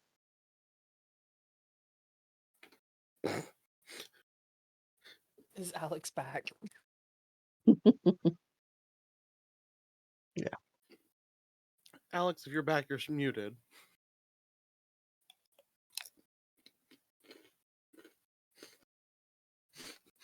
I'll Because give him maybe Alex two is more, not but back yet. yeah. Oh, that's all right. But yeah, I mean, basically, he sort of says, "Oh, about an hour, I'll make up some dinner for you, for you gentlemen and ladies." And oh, Alex is back. Do you want him to cook up that frozen fish for you, Alex? Don't worry about the frozen fish. I'm keeping that on hand for something. Okay. Yeah. He says, "Oh, we've got lots of fine. I mean, it's a little upgrade from MRE, so they do have some decent food available. So you've got about an hour till dinner if you want to do any more, looking around at things." I might commandeer one of the barracks or a place to make into a photo room. Sure. Do you have all the chemicals and such with you though, or I wrote camera / supplies for camera. okay? So I'm not sure if I would have or not, but I would think so, just in case I need to do something very quickly. Yeah, okay. I'll rule that you've got like not a lot of supplies. I mean, I'd say you can only do like 5 or 6 Those. photographs at once. Yeah. You She's can't probably set up gonna like pick. a whole roll of stuff, but Yeah, she's gonna attempt to do the development of the ones with the pillar in them. She'll leave the library ones for a later date. okay. Yeah, that's what we'll have you set up in one of the emptier barracks, and you tell everyone to stay out. Don't disturb the lighting and such in the darkness. You manage to set up things, and you manage to develop the pictures. You've got 4 or 5 excellent ones of the images um from the pillar. Hmm. Yeah, you get that sort of like uneasiness looking at them, even in photographic form. But you're certainly not as affected as you were when you saw them down in the pit. Okay, so essentially, it's not. I don't feel the oppression, but I still feel uneasy. Yeah, I mean, you sort of like I said, it's almost like you're looking at something very unnatural from your perspective. Hmm. It was sort of like looking at the Shoggoth back in Czechoslovakia. You definitely know this is not a natural thing Hmm. to you. All right, and I will stick them in the little I think I probably have a little holder for photographs. Yeah, And you've got a in the little boat. messenger pouch thing. Hmm. Okay, are you going to keep the pouch with you, or put it back in the barracks, or? Well, the pouches I'm gonna keep on me. Oh, okay, okay. Yeah, you manage to sort of dry things off, and it takes the better part, of the time before dinner. Anybody else doing anything before you guys have dinner? One moment. I'm not going to. Okay. Valentine will go back down by himself and try to see if he can go through look at the pillar and try to actually understand what it's saying. Okay. Valentine sort of doubles back after everyone's thing. Give me a mythos roll with advantage dice. Okay. Mythos isn't very too high right now. I have nothing for Mythos. Yeah, I don't have anything either. Well, okay. Pause for a second there. I forgot to give you guys a mythos thing for seeing the Shoggoth. So everyone, add 3% to your mythos roll, Oh, and then deduct Okay. 3 sanity points from your Total. total. Because you saw a Shoggoth, you sort of figured that out going on. So sorry. So you guys will have some mythos knowledge, just not a lot. So Okay. okay, back to Valentine Okay. Here we go. okay. Then with the advantage. Oh, yeah. The advantage. for my total, so I think 55 is my max.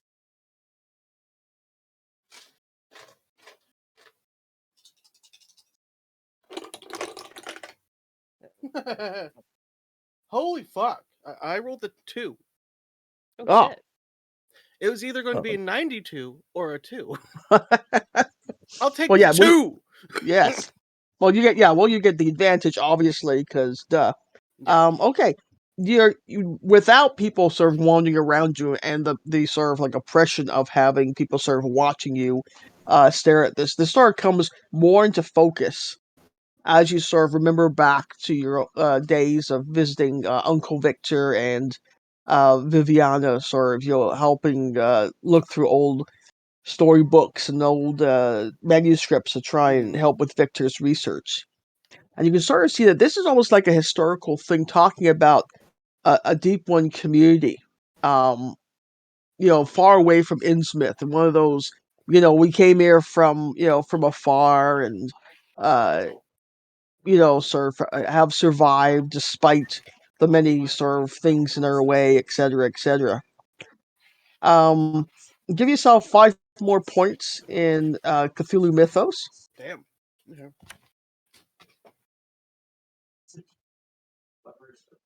Give me a sanity check, however. I'll take those 5 points off of here. 5. And a sanity check. I passed my sanity check. Okay. You sort of recognize too that some of these may actually be spells sort of engraved the uh, into the pillar, along with the sort of historical thing, along with something about Dagon. Oh shit.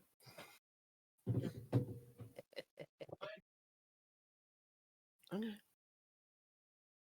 Well, Valentine is going to scribe down the spells if he can. Yeah, you have to sort of like put them down. It'll take you some time to translate them, and then as we all know with spells, nothing comes without a lot of work. So True. if you want, transcribing them isn't going to be the issue. If you want to take the time to interpret them and then learn them, that'll be something you'll have to do off book. Okay, that'll be do later. Yeah. But no hints on why this pillar is here. It's just a record. Um, you can't really sort of figure out a lot of things, but it's sort of might be historical, might be ceremonial. Um, might be just part of a long lost settlement or something. Okay. And I'll go back up after I transcribe the spells. Okay, and by the time he does all that, it's dinner time. So, sort of Briggs kind of rings a nice bell, and everyone's called to the mess hall. Is anybody not going to the mess hall? Where there's food, I go. I will Let- try some of their cooking. Yeah, I mean, Briggs puts out a pretty decent spread. There's actually even a little apple pie that he managed to buy from the shop down in Whitfield, trying to suck up again to the officers. My first stop. Yep. He's putting up a decent spread. He sort of recognizes you guys are VIPs, so he's kicking it up from the usual iron rations. His other men, the other three enlisted fellows, gunners, they come in, sort of pick up their plates, and then eat, and then sort of leave as they're still doing, the one on, one off, one on patrol, the guardhouse type of thing. So they kind of scurry in and scurry back out without really paying too much attention to you. Yeah, it's not a bad meal. I mean, it's it's respectable.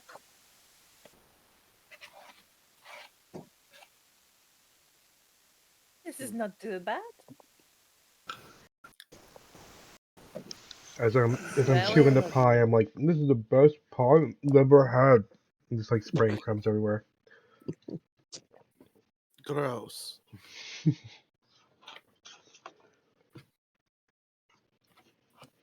So yeah, so that's dinner. I mean, you all eat and drink. It's very, like I said, it's a decent spread. So, the sun's going to be going down in a few hours. Is there anything anybody would like to do before, um, you know, before you pack in for the night?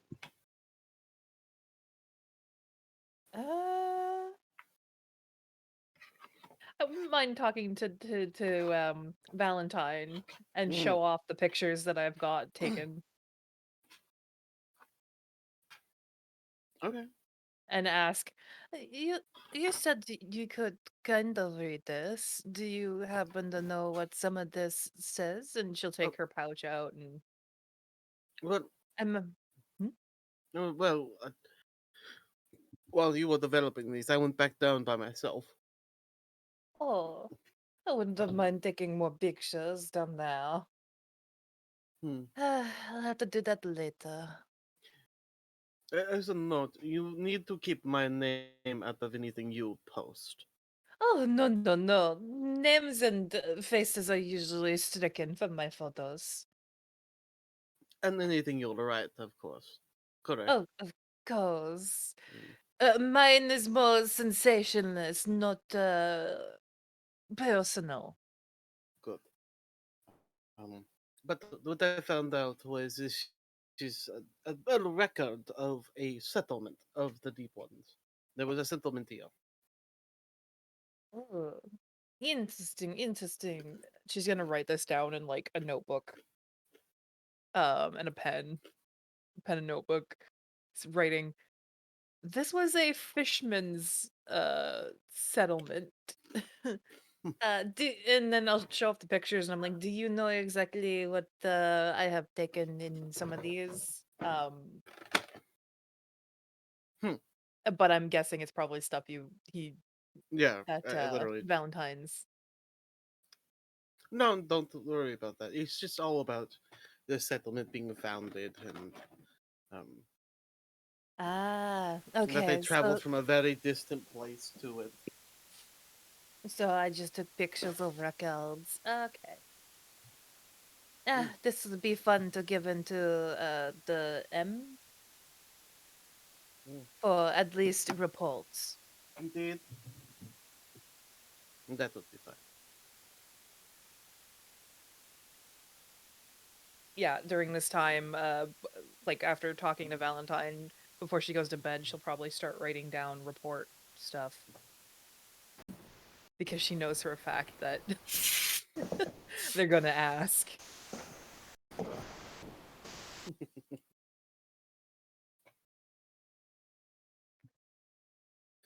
Okay. Anybody else doing anything before bedtime? No. No. No. Mike, are you alive, by the way? Barely. Oh, okay. Don't worry, honey. Your time will come. Don't worry. All right. Anyway, so all of you, sort of pack in. Odette has one whole barracks to herself.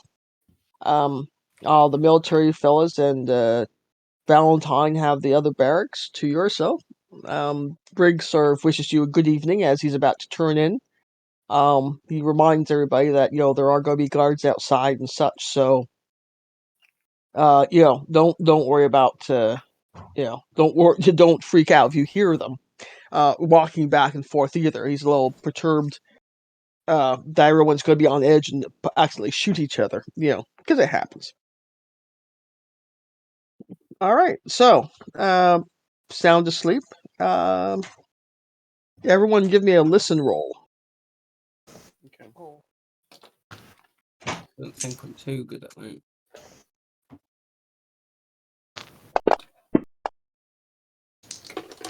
Nope. I passed. I got a regular success. Regular success. Oh, I got a regular success as well.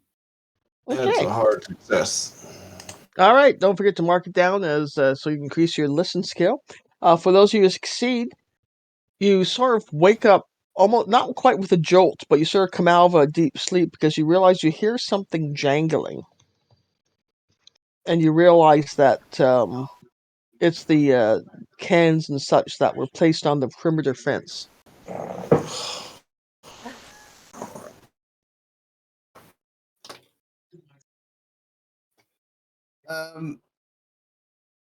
So sorry, who else? I got that. Did anyone else in these barracks get that? Yes. I think a few people did. I did not. I did. I did. I'm getting dressed. Yeah, I'm gonna Yep. shunt up to the window and see if I can see anything. You look out, and you just sort of look into the darkness, and you can't really see much. Problem is that the evening fogs sort of come in too, so everything's got like a very sort of wispy, sort of look to it. You can't, from the barracks, you can't really see all the way to the fence, and the thick fog is really sort of obscuring your vision.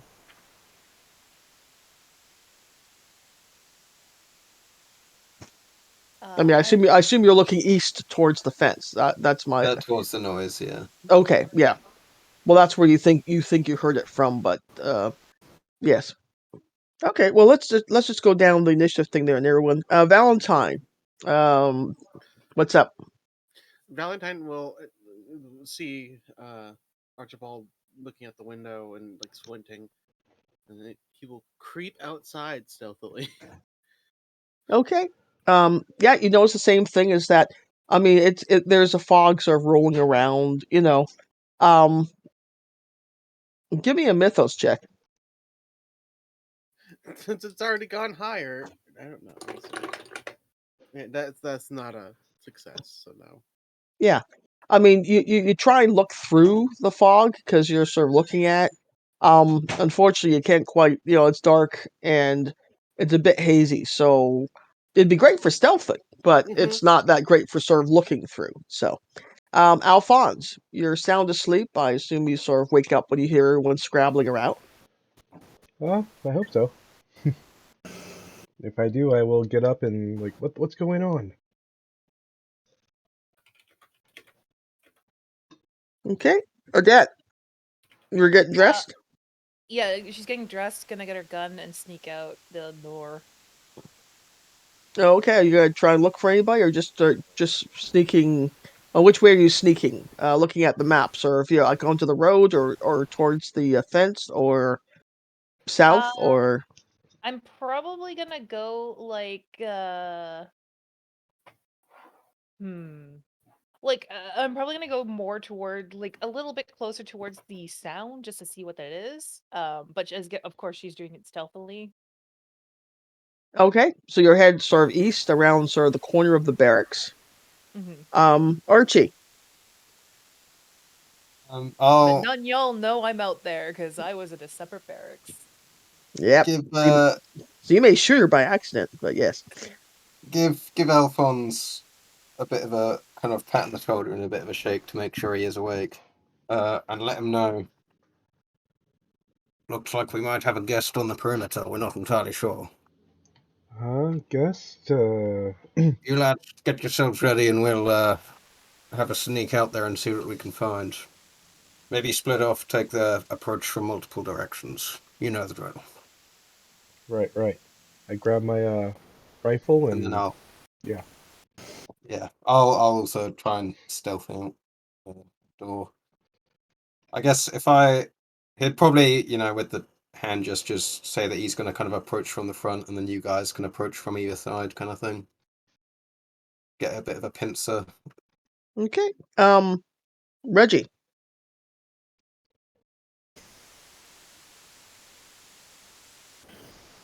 Just gonna do my boots and my pants, and get a weapon and head out.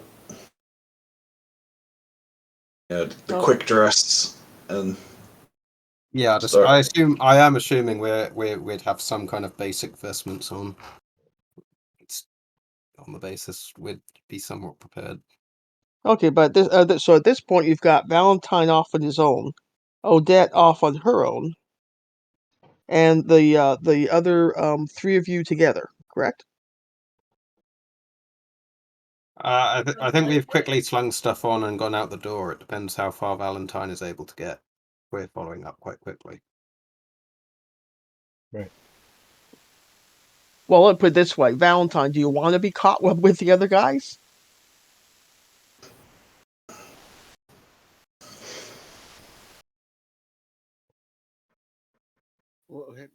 What's happening now? Well, okay, we've got Odette going out on her own. Okay. You've exited the barracks just ahead of the three military guys who are now tumbling and rumbling out after you. You went out on your own first. I'm asking you if you want to tag up or meet up with the other three men or Odette or just go on your own. Go by myself. Okay, because give me a stealth roll then. Because everyone else seems very loud. Well, I did say we'll be stealthing, but at least I will be. That is a hard success on the stealth. Yeah, well, Valentine's thing is like he got out ahead of you and he's sort of like doing the walk into the fog and poof, disappear a bit. And given his profession, he's a little further ahead of the rest of you guys in that you guys are military stealth, he's spy stealth. So the three of you are together, and you've got Odette by herself and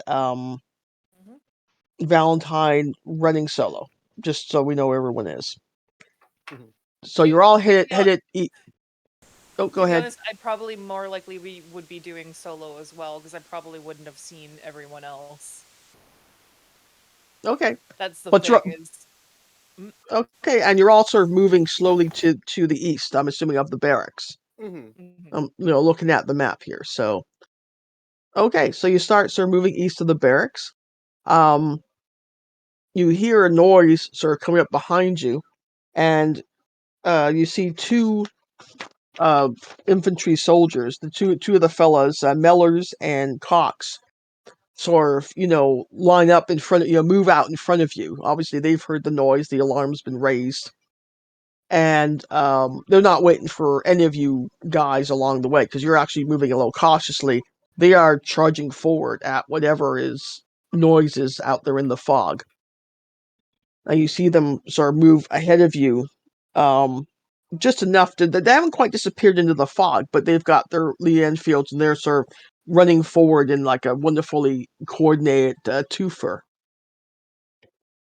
And you see one of them sort of actually stop still, and he starts to cough.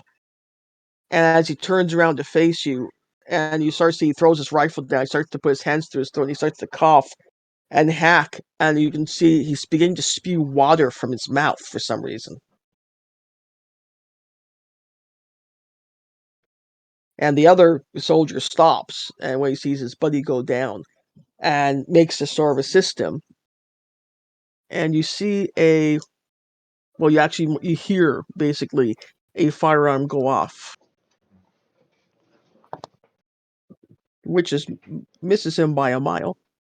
But he's busy dealing with his comrade who's busy choking to death. Do we see like the muzzle flash somewhere in the fog? You do. It's a very thick fog, but you do see the general direction that's from. So, Valentine actually is first up.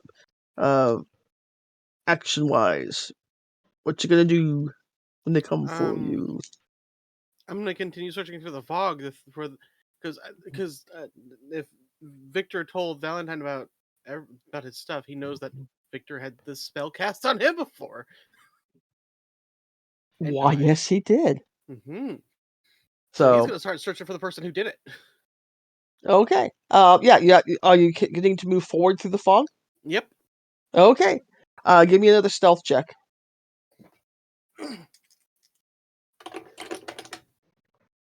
That's an extreme success this time. Okay. You not only notice that, obviously this spell that's been cast on this poor, unfortunate NPC, is a spell that you heard about that your great uncle almost died from. You notice that this fog is actually unnatural as well. Hmm. And you see some figures in the distance. You can't quite make them out, but there seems to be sort of like a line of figures sort of advancing, almost like Napoleonic type tactics, where they're all marching towards you. Well, more lumbering towards you, because they seem to be sort of like a little hunched over and kind of galloping towards you with the gait. You can't fire on them this time because you're just going to see them, but next round you will be able to fire if you choose. Okay. Alphonse. Upon hearing the rifle shot and seeing the flash, I'm gonna try to find something to like take cover behind. There's no luck there. You can't see anything in the fog, and this is wide open field. You guys have left the safety of the barracks. Then drop flat on the ground. Drop prone. Okay, yeah, no problem. Drop prone to the ground, not a problem. Boom, you go down, and there's fog all over the place. Odette. I'm probably gonna once I heard the gunshot, I'd probably lower myself pretty much to army crawl. But I'm still gonna try and make my way forward still. Okay, well, give To me see if I a can get stealth roll. a better shot, camera shot or something like that. Well, are you carrying your camera or are you carrying your pistol? Because they're both, Oh, okay, pistol, yeah. Never mind pistol, but I do make a regular success. Okay, yeah. You're going a little slower, but you are, making your way forward, and you can almost see shadows in front of you. You're not quite sure because the fog is so thick that it's kind of sucking up all of your energy just to sort of like peer through it. Um, Archie. Um, I think same maneuver really. Go down into the army crawl so that I have some degree of stealth and like crawl up forwards. Okay, yeah. Just give me a stealth roll, and you'll be able to move forward. In the classic sneaking up on them. I will use fieldcraft because that is stealth for military people. And I will spend 5 points of luck to make that a success. Okay. Yep. You drop down, and your match to sort of do the move forward there again through the fog, but you're pretty confident that no one has seen you. So it's the attacker's turn, and they are just moving up and over. All right. Reggie, what's up? I heard a shot now, so I'm gonna advance up close to where we've set up the firing line, and I'm not gonna lay all the way prone, so I have a little better sight, but I'll do the firing crouch. Okay, no Go problem. down to one knee with the other one forward, kind of thing. Okay. Steady your gun. Give me a stealth check or fieldcraft, whichever one you. I have fieldcraft, of course. Of course. As a military man, that is a regular success for fieldcraft. Okay, yeah, you're able to do it without a problem. You notice that the soldier that was sort of like coughing up water is now fallen to the ground, and for all intents and purposes, seems to be pretty well dead. His buddy has sort of stopped and grabbed his rifle, and he's standing straight up and running towards the source of the towards what he thinks at least is the source of where the one bullet that missed him came from. This will not go well. Valentine, top of the charts, and now you can see the figures in front of you. You would give me a sanity check, but you already know what they are. As you recognize them as from pictures from your family album as hybrid deep ones, sort of lumbering forward. You can sort of see they're very hunched over. They've got sort of ragged clothing on them, enough of a loincloth maybe to cover their parts. Most of them you can see a lot of clubs. You can see some sticks. One or two of them has like just a giant rock in their hand.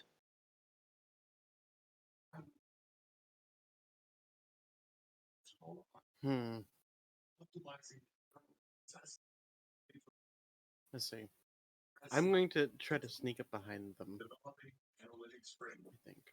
Okay, you'll have to give me a stealth, and then for one move, you'll try and sidestep the line and try and get behind them. Okay, that works for me.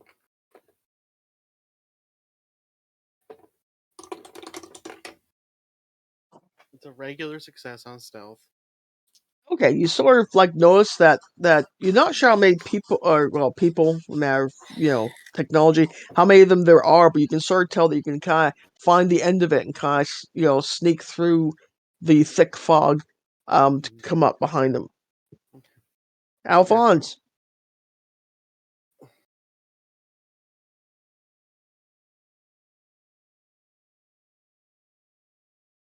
Alphonse.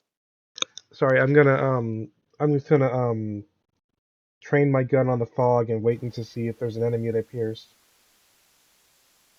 Yeah, you next round you guys will all get to fire because they're just advancing towards you, like I said, and you'll be at regular range as they come out of the fog. All right, I'll hold position. Odette. Yep, Odette. Position.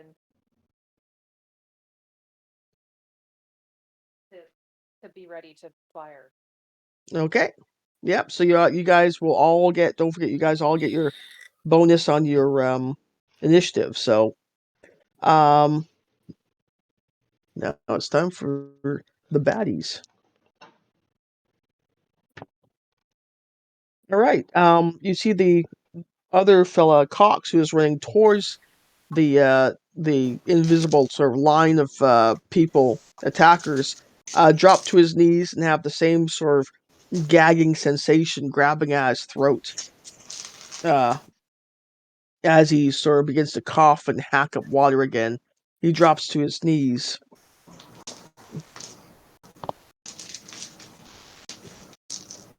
And you hear a rifle shot go off, but you're not quite sure where. It almost sounds like a gun exploding, and not in a good way. Almost sounds like some sort of malfunction happened, and a gun has exploded of some sort. Oh. So, all right, Archie.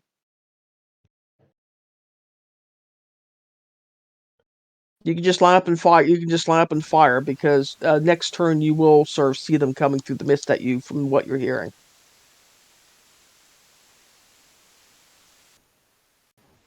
Yeah. Or could I roll tactics, just to try and set up in a bit of a better position to like form a pincer with my other military guys? Yep. To Sure, potentially you can. You hopefully get a can. bonus. Yep. You want to try and roll it? I'll let you sort of. You're still within sight of each other, so you can give sort of hand signals if you wish. Yeah, to do the tactics setup, which could provide me with a bonus if I roll so well. Which I got a hard success on. Okay, yeah, you're able to sort of like you can sort of see Alphonse and Reggie, so you can sort of do like sort of hand signals of them to try and sort of spread out a little bit on each side. Which also means I get a 10% bonus to combat rolls for 1d4 rounds, Okay. according to the tactics thing, No, then roll your 1d4. which is a 3. All right. Well, I'll let you keep track of that. Okay, Reggie, you sort of noticed you got some hand signals from Archie, who's sort of giving you the left right, going to get them in the center type motions.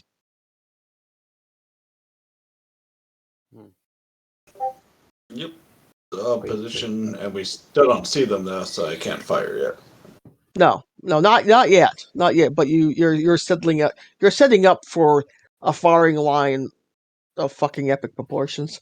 As the fog did. Now this will all be at medium range, so this shouldn't be an issue.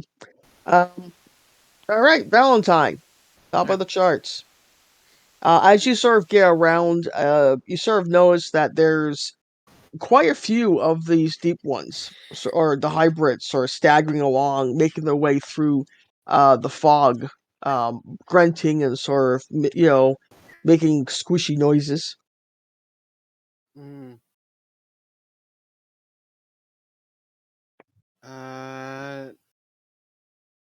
I'm going to. Let's see.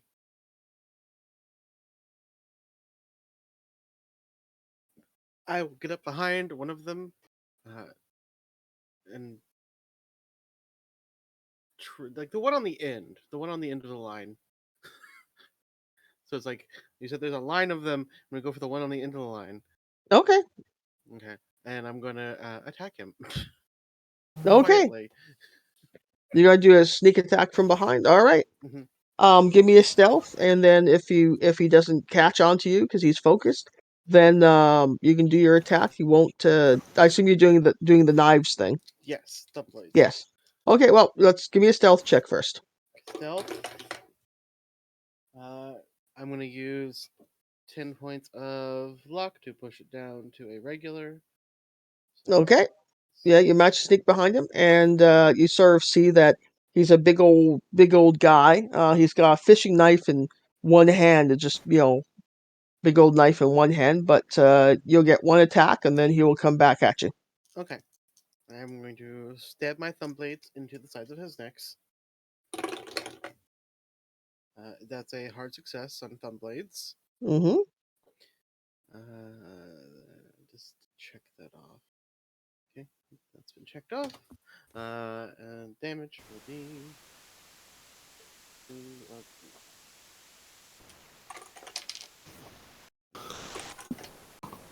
It's going to be 7 damage. Okay. You sort of like jab your knives into where you kind of assume the sides of his neck and sort of draw back in a gigantic sort of woof. You find the flesh kind of thick to try and pull through. It's got like a little rubbery, fishy feel to it. It's you're kind of revolted at the same time that you're trying to sort of accomplish your task. He does not drop. In Okay. fact, he sort of turns to face you with the fishing knife. Okay. But okay, Alphonse, you see sort of shadows coming your way. You can sort of make out individual silhouettes. You can't quite see them clearly yet, so I'm not going to call for a sanity check on them yet. But you can tell that they're definitely not the type of soldiers you're used to facing. So if I shoot right now, would I get a penalty die? No, you're just shooting at the silhouette. You can't quite see them yet, but you can definitely shoot at silhouettes. And it seems like there's a lot of them. It does seem there's like a lot of movement in the shadows, or in the fog. Sorry, a lot of movement in the fog. All right, I'm gonna shoot. Okay. They can't dodge firearms, so you're just shooting for the mass in front of you, basically. Yes. Hard success on whatever's straight ahead, and damage. Let's see. That would be. Oh, 1 second. Sorry, I'm using Fantasy Grounds to roll my dice. That Okay, no problem. is an 11. 11 damage. Okay. You sort of see the sort of shadow, gigantic sort of shadow in the fog, just kind of crumple and fall to the ground. All right. Odette. Same as before, you can sort of see like a shadow in the mist there in front of you. Again, I will use this term to take aim then, so I can get a better shot. Well, that's what I figured you were doing last turn. So. Oh, that's what you're figuring? Okay, yep. Then I will take the shot. I forgot what aim does specifically again. Well, aim gives you an advantage dice. Okay, yeah, I'm gonna use that to get an advantage dice. Okay. All right. I'm going to roll that.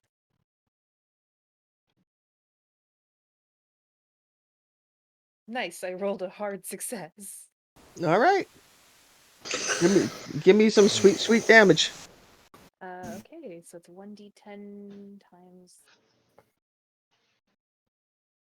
Or is that?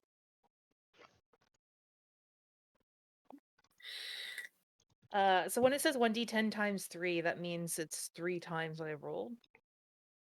Well, no, it's 1d10. If you fired 3 times, then it would be the times Okay. 3. So it's just 1d10. Okay, it's 7 damage. Okay, yeah, you sort of see the creature sort of like stop and kind of give us almost like a lunge or whatever else, but he does not seem to go all the way down. Okay. Okay, Archie. So unless someone else wants it, I did mark the Sten in my inventory, the submachine gun. Mm-hmm. Yeah, you took it from Briggs. Yes. So if he does join in the foray, he'll have a rifle. I hope. But in the meantime, I believe I can do a burst, like an auto attack with it, of up to 5 bullets if I do the full auto attack. Yeah, Mike's a resident expert now to kill lots of people with machine guns. So, Mike, what's he got to do to? Cause I'm reading this again. So I believe if I do a burst attack, I can do it up to a number of bullets. I do one attack roll, and it's a number of bullets up to my submachine guns divided by 10. Well, no, you can attack multiple targets. You roll your submachine gun normally on the first one. If you hit, you take whatever your submachine guns by 10 is how many bullets are fired. Unless you extreme success, half rounded down of those hit. And then you use up 1 bullet every yard the targets are apart. And you can fire at any number of additional targets up to the maximum. You get 3 penalty dice.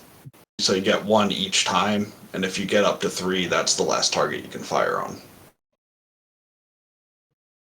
Okay. So the first guy is always normal. If you're divided by 10 is 5. A normal or hard hit will hit them for 2 of the bullets and have fired 5 rounds. The next guy, if it's like 3 yards apart, you've now fired 8 and then 13 to shoot at him. But you've rolled a penalty die for that second one, etc. Yeah, okay, I get what you're saying. In that case, I will, because these guys seem pretty close to each other, I'll try doing Oh yeah, they're they're definitely not a yard apart from each. Well, they're maybe a yard apart from each other. They're advancing in it's kind of like Napoleonic infantry line type of thing.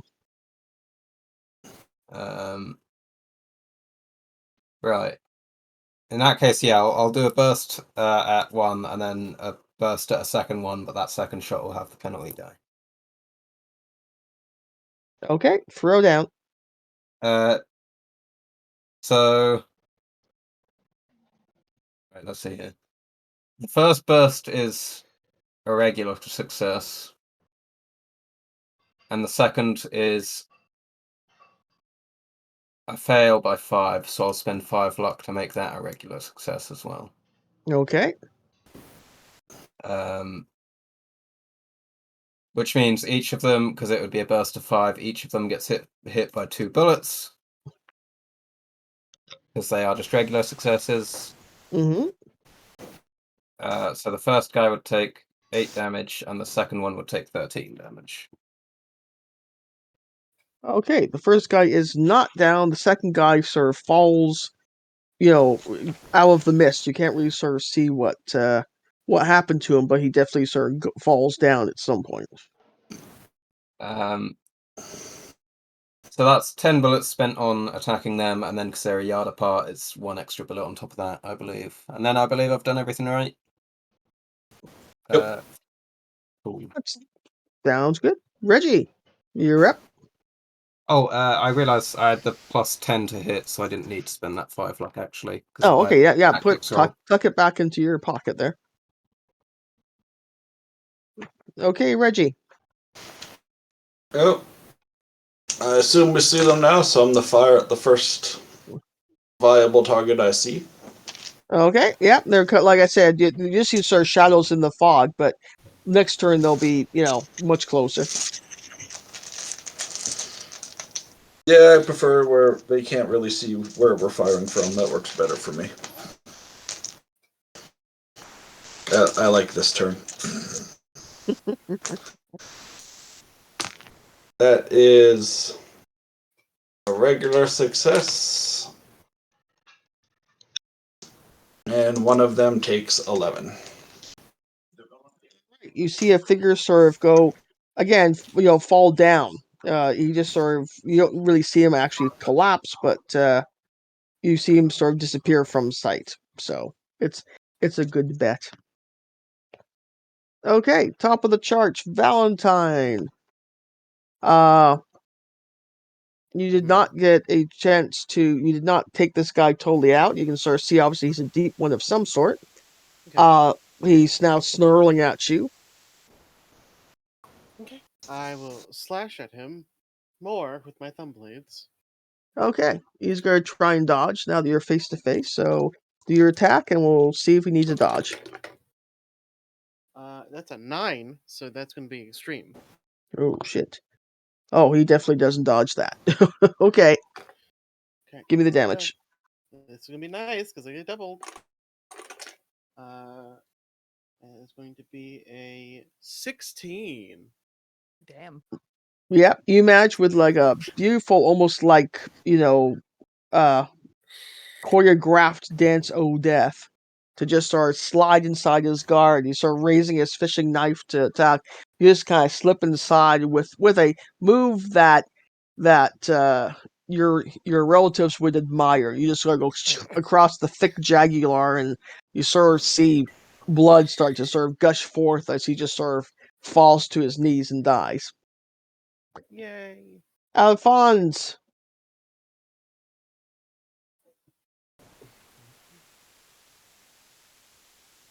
Alphonse. Sorry, I keep muting myself. How close are they now? They're practically within melee range, so everyone gets off one more shot at short range, and then they will be sort of upon you in melee. Okay, I will fire again then. Okay, you've got the one there in front of you that you missed. Coming close, and you can sort of see that he's actually got like a spear. That he's sort of like jabbing into the air and cursing or something.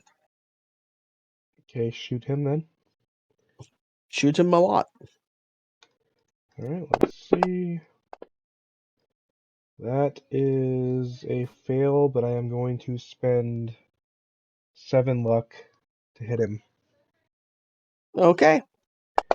And he takes a whole 11 damage. Yep, he just drops to the ground. He sort of like makes his half heart jab forward with the spear, and then that just sort of falls out of his hand and just sort of drops, as he sort of collapses. Alright. Odette. I'm gonna make another shot at the same one, I Okay. guess. Yeah, he's getting closer to you. You can sort of see that he's got like a fishing knife. He's doing the very dramatic and doesn't seem to understand that gun will do a lot more damage, but sure, okay. Yeah,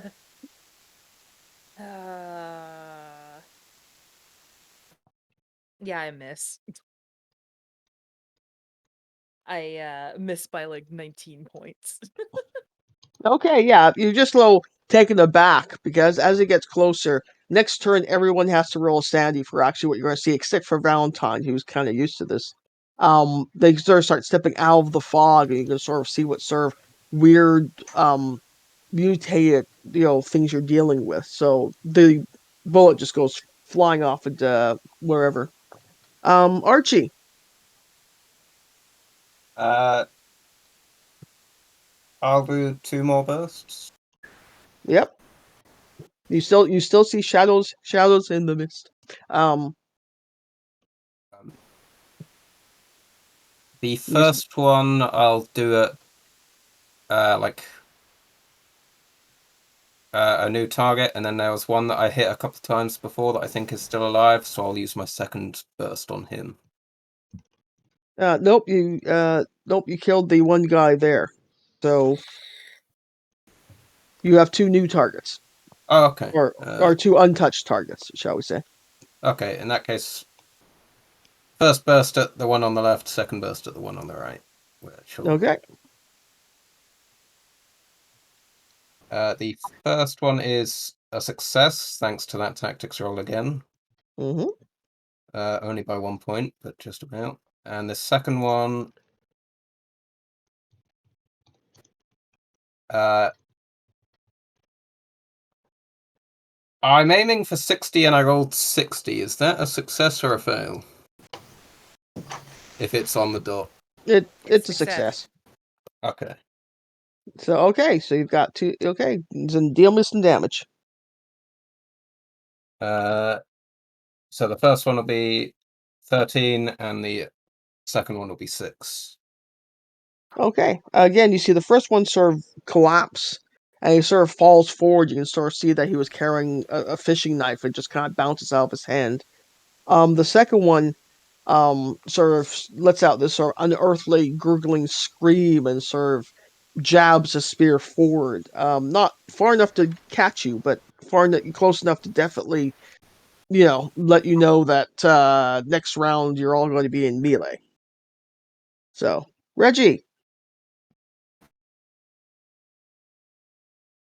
Yep. I'm going to shoot somebody. Okay. I'm going to kill somebody. I'm gonna kill somebody. That be a 7. He gonna... Something's gonna explodify. Mm-hmm. Let's see by how much it explodifies. He blowed up.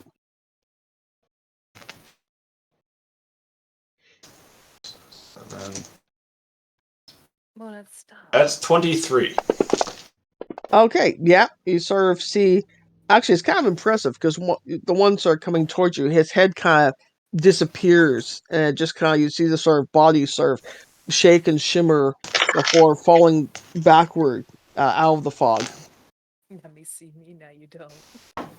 And then, seeing as they're about to be close enough to actually attack us directly, as soon as I fire off my shot, I'm going to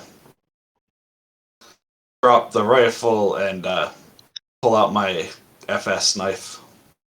Okay. Prepare for what's coming next. Okay, Valentine, top of the charts. Okay.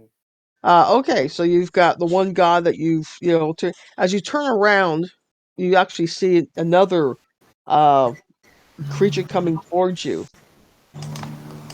And at a fast glance, you can sort of see that he doesn't look quite like all the other, well, not like the one that you just killed. He seems to be a bit more human. He's got more human features across his face. Looks, he's not quite human, but not totally a fish, a deep one either. A nice in between. Yeah, he's leaning more towards human than towards fish at this point. I pull my gun.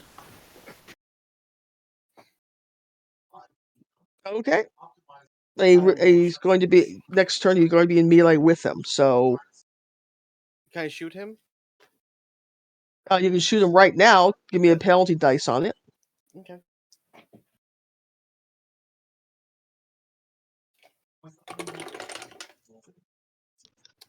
That is a regular success on a shot to the face. Okay. Give me some damage. 10. 9 damage. Okay. Oh, stop. 9 damage. Yeah, he's still there. Don't worry. He will get to you in a minute. Alphonse. I believe I am to make a sanity roll. Yep, as you see these creatures sort of come out of the mist, you sort of notice, well, you sort of see that they're deep ones. Nothing you're used to seeing or anything like that.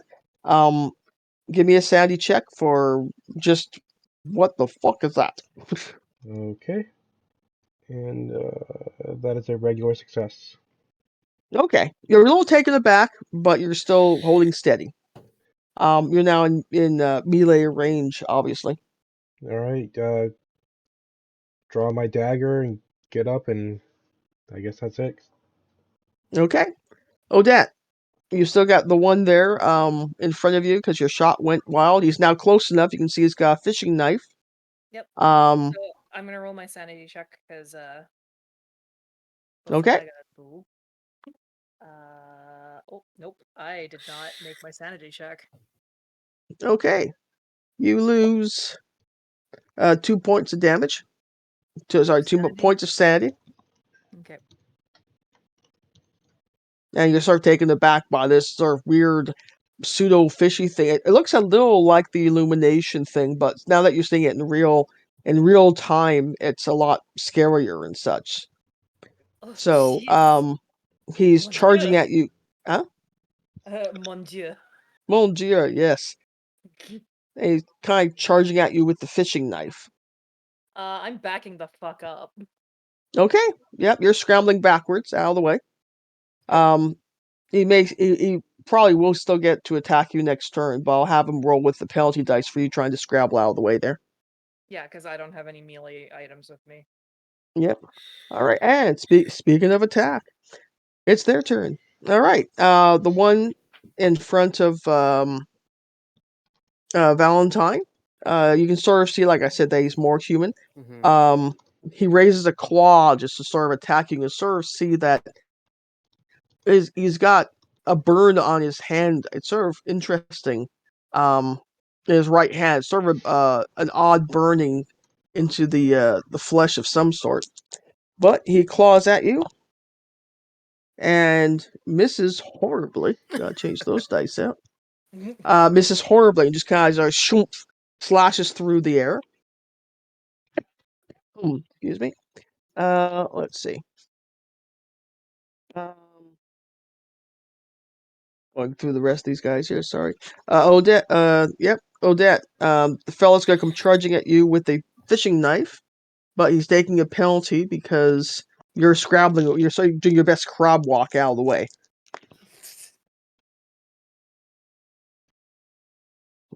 And he actually hits you with the fishing knife. He sort of stabs forward. Nope, sorry. That's a wrong number. And he misses. Sorry, backwards. Oh. Sorry. I was about to be like, oh. Yeah, for some reason I thought 70 was a good number. That won't be happening again. Oh. 70. It's a thing. All right. Let's see. Archie. You're close enough that one of them is going to try and jab at you with a spear. And he misses horribly. Let's see. That one's dead. This one's not dead. Reggie. Another guy with a spear. These guys cannot do anything. Another one for Alphonse with a fishing knife. Can I fight back? Yes, you're going to need to. He actually rolled an 18. And I rolled a hard success. Is that an extreme for him? Nope, that's only a hard for him. So it goes to the defender. So you match to sort of fight back. Alright, so I'll stab him, and I do 6 damage. Okay. You manage to sort of slash him across the wrist and such. He's like, oh, grunts. Another one going for Archibald. Oh, he rolled a 0-9, extreme hit for him with a spear.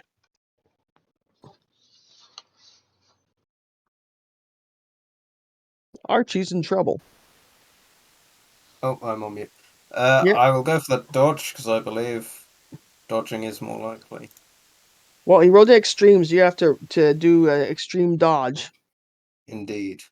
Yeah, well, you're right though, Alex. Because if you fight back, you'd have to overcome it, which is impossible. There's nothing better than an extreme. So True. Yeah. dodge is the only hope because you could get an extreme as well, Yeah. an actual dodge.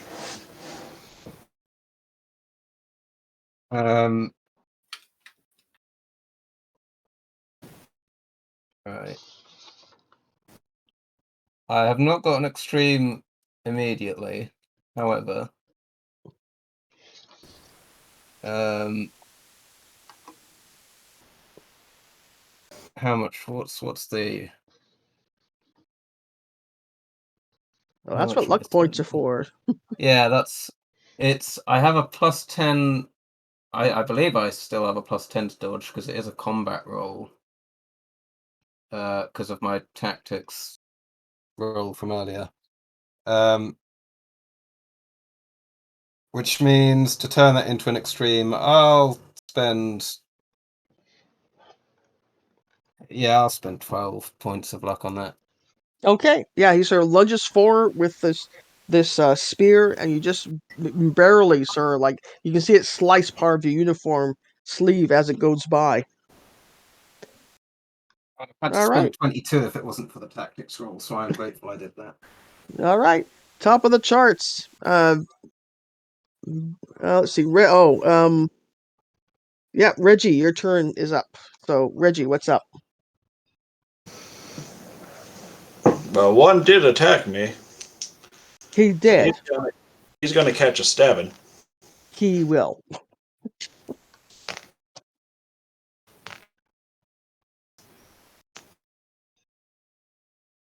I will spend. I need to spend just a tiny bit to spend 3 luck to make that hit.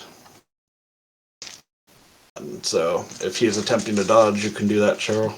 Yeah, I was gonna say, what were you using weapons wise? A fighting knife. Yeah, he's British not fighting dodging. knife. Yeah, he's not dodging with a 57. So go ahead and give me your damage. All right.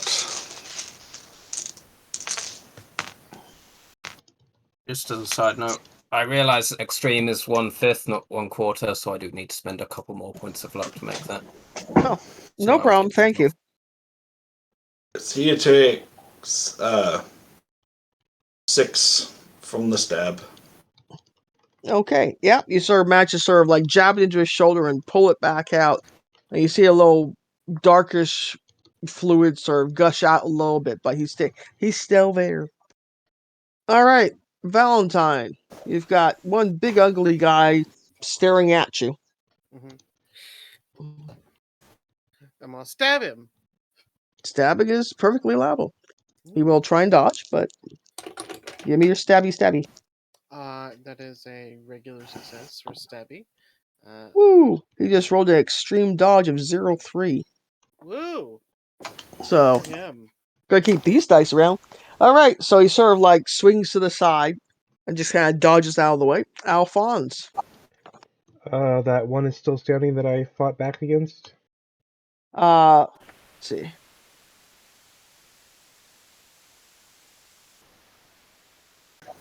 I believe so. Yep. All right, Not then much I'm left to him, but yeah. gonna stab him with an extreme success. All right, he's gonna roll, but obviously this is not very likely. Does not. Got a good one, but nope. Okay, give me the bad damage. Let's see. Dagger, stabbing, crit, or crit extreme. 13. Yep, he goes down. Down Awesome. goes Frasier. Take that. That's it. Okay, Odette. Guy is scrambling. You're still scrambling back from your one with Yep. the knife. Yep. Okay. I'm still scrambling back so I can get a good distance to take a shot again. Yep. Okay. Have him keep scrambling back, and he's still coming after you, but you're keeping a good pace there. I'll Well, have if I him get roll up with it. Yeah, if you want to get up an actual run, you can. Yeah, I'm gonna do that.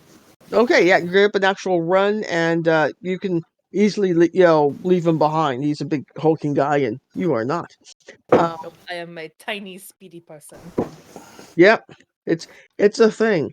Archie, top of the charts here. So, I believe one of the guys that's attacking me is on his kind of last legs because I put a bullet in him on the approach, but he didn't drop. Yeah, right now, just for the sake of, because we've had obviously a lot of things. Aside from the one that's attacking Valentine in the sort of mano a mano thing, there's one untouched hybrid. There's let's see, two injured ones, and one that's going after Odette with sort of focused on her. So Yeah. I'll go for the most kind of injured looking one. okay, yeah, you've got two. Yeah, you've got two injured ones and one uninjured guy at this point. I do want to go for the irony play here. So if I was to attempt to beat one of these fishmen with a frozen mackerel, I knew you what were would the gonna do damage that. potential be? Well, since you didn't really declare that you were bringing it out with you, I'm just not going to allow it. But because I'm Okay. not sure how you would be using a frozen mackerel at the same time as using your rifle and now down to melee. But it's a beautiful image. In that case, I normally carry an entrenching tool as a melee weapon, so if I can switch to that, I'll use that. Yeah. Oh no, I will have assumed that when they got close enough, you guys would have dropped your rifles and gone for your melee weapons. You know, unless you declared you wanted to fight with your rifles, because you were just using the machine gun. Yeah. No, I'll switch to melee and use the entrenching tool. Okay. Which, this is the last round I've got the tactics bonus, and with that,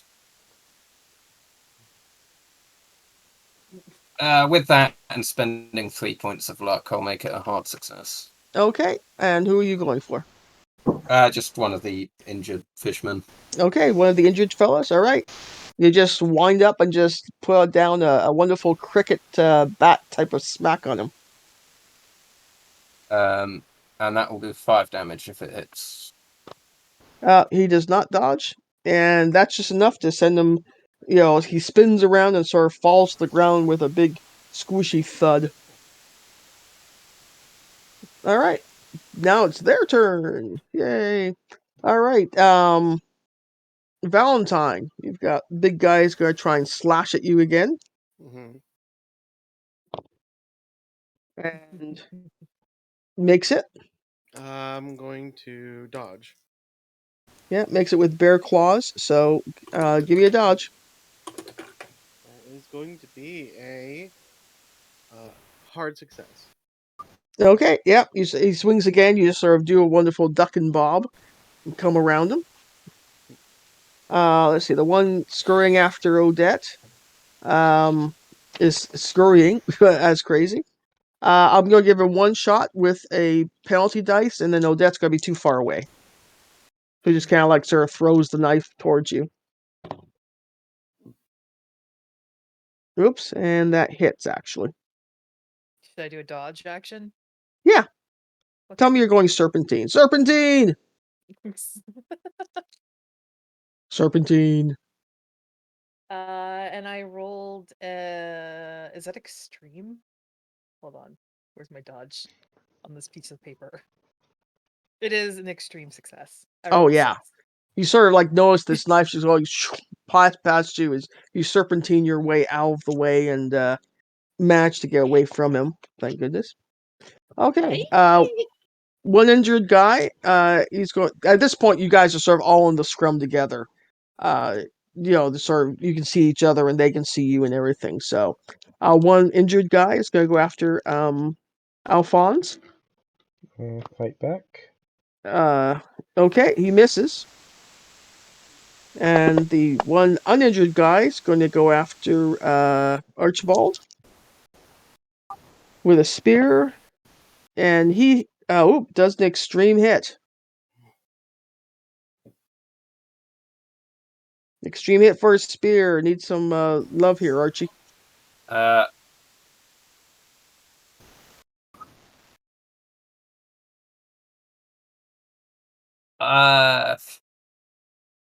I could spend 20 luck, or I could just take the hit, and I think I'll do that.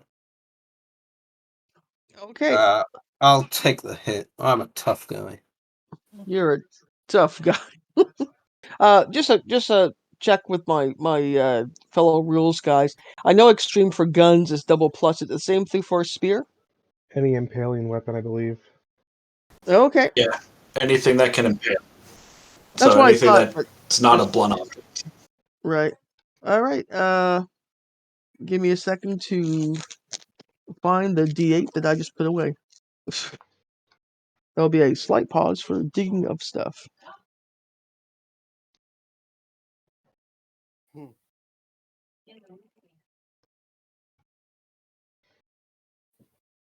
Kill all. Is it my turn again? 17 points of damage. No, not me. Wow. Fine.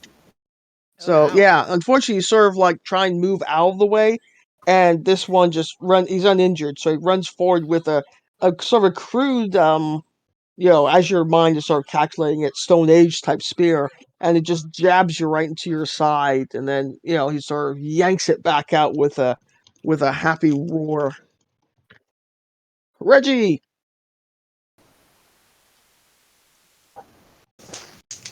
So there's one engaged with Alphonse, one with Reggie. The one with Reggie's uninjured, right? Yeah. All right, that's the one I will go for, since you would get the I forget what it's called, but the multiple opponents bonus for that guy. And I will. That's a regular success. So he may All right. attempt his dodge. Otherwise, he's getting stabbed. Nope, no dodge. So give him his love. He takes 5 stabbing.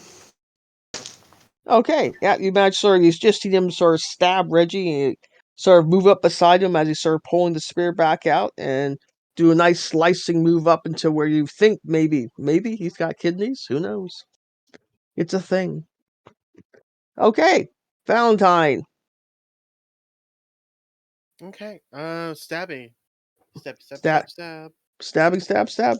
Goes for the dodge. Does not make the dodge. That is a regular success on the Stebbins. Stebbins McStebbinson. 4. And so it's gonna be 6 stabbing damage. Okay, he's still there, but he's looking a little weak. Yay. Alphonse. I am going to attempt to disengage and go help Odette. Okay. So that's a I'll dodge give. roll, I believe. Yep, give me a dodge. You're just sort of like ducking out of the way, and you can Alright. you sort of get the impression everyone else has this thing in hand. Alright. Dodge. That is. Oh, wow. 1. Wasted a Oh, 1 trying to. you just kind of disappear out of existence. You're phased into a different I reality. tap it on one shoulder, it looks over that way, and then I run the other way. Yeah, basically, yes. Alright, so I'm running So, towards Odette and the other one. okay, Odette. Alright. But where were you running to? Just away from it. Well, a way could be down towards the latrines, or a way could be like back through the barracks, or It's probably mostly just gonna be a straight line from them. If I Well, can. pick which way you want to run. It's I guess towards latrines, I guess. okay.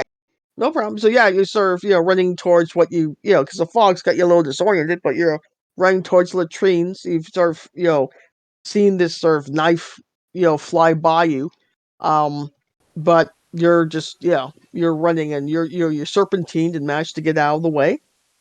Um, give me a luck check. Okay.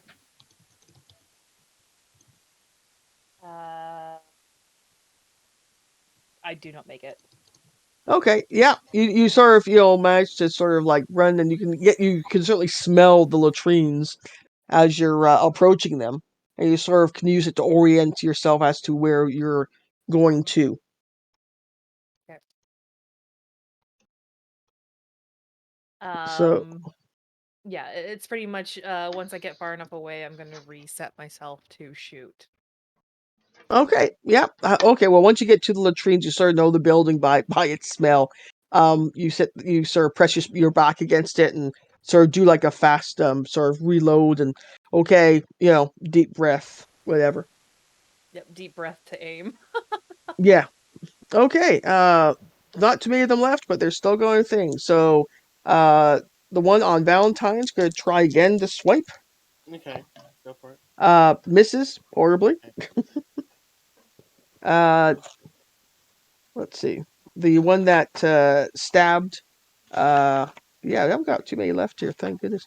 Okay. The one that stabbed Reggie is pulling back for another attack, and hits Reggie. Reggie. Well, technically, there was one stabbing at Archie, but I will attempt to dodge. Oh Anyway, well. so I assume one will attack me anyway. Well, you did Did just he get, you did just hit him, so yeah, did he get better than a regular? Because I got a regular on my dodge. No, he only did a regular, so yes, you got your dodge. So sorry about that. Well, the other one is going to go for Archie, and has a regular success. I will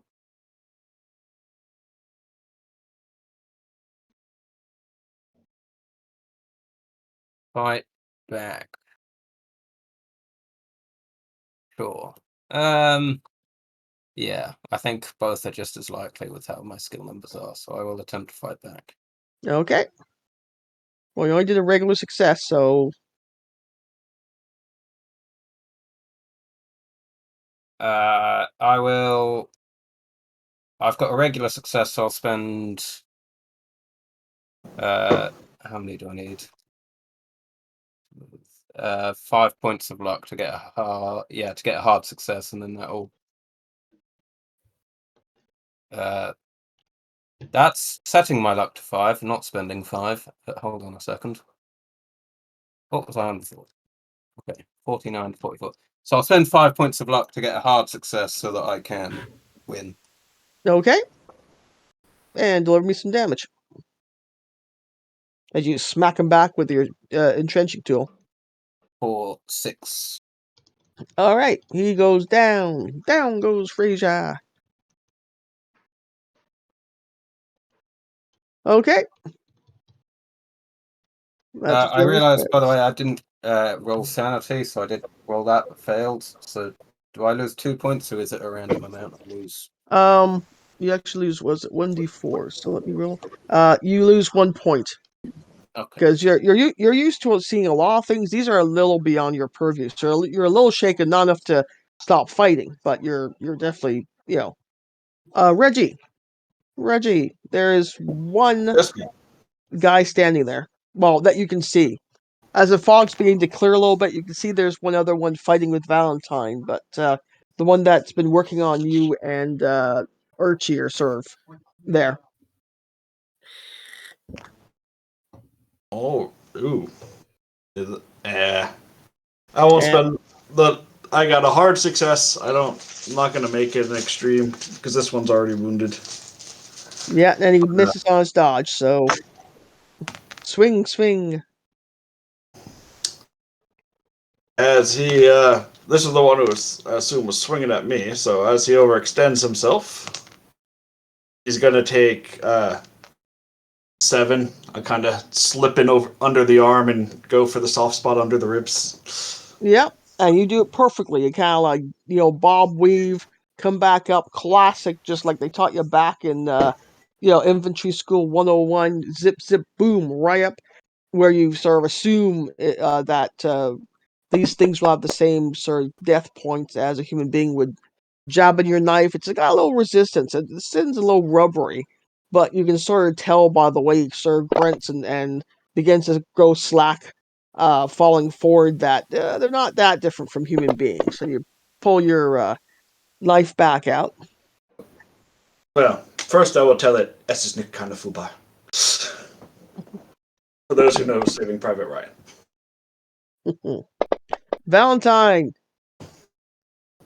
this More guy is still stabbing. standing toe to toe to you. I'm still stabbing. He does not dodge. That's a regular success on a stabbing. Okay. A stabbing, a stabbing. Oh no. Oh, 7 more points of stabbing. All right. You can sort of, see him. He sort of like grabs again as you've been sort of doing these wonderful like Zerl type slashes across his torso. And he sort of grabs at his, where you think his heart would be, and you can see he's actually being sort of mumbles something under his breath, and for a second you think to yourself it might actually be a spell, but his eyes kind of get a weird glaze in them as he falls over dead. Yay, he's dead. Yeah. You also hear a short gunshot or two in the distance, and a yell from Sergeant Briggs going, "I got him!"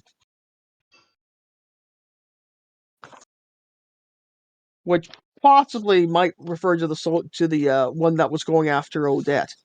As you guys actually sort of regather or something, you discover that yes, Briggs managed to bring one shot bring down the one that was pursuing Odette. That was my kill.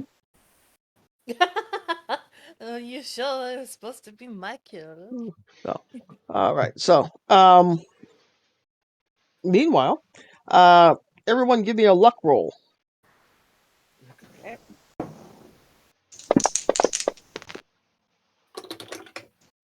I'm good. I passed. Oh, wait, 5 yeah, I of did the- 62. That's No, not a never mind. chance. Yeah, no, Okay. I rolled a 99 and I needed a 44, so I think that's a fail. Yeah, nope. Okay. For those of you who succeed in your luck, so as you notice, the fog is dissipating. It's actually become much thinner. It's almost like now almost what you would call like a regular sort of mist on the ground. For those of you who succeed in your luck, you look up and you see something sort of soar overhead, sort of silhouetted by the moon as it heads towards the west end of the field. It looks like a glider. A glider. Okay. Wait, what?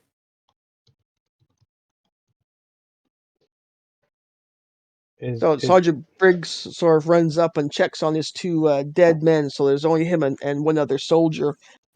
He's got his, he's got his Lee Enfield, and the other soldier with him is, they're both sort of gasping for air as they've been sort of running around doing things. And he's like, what are these things?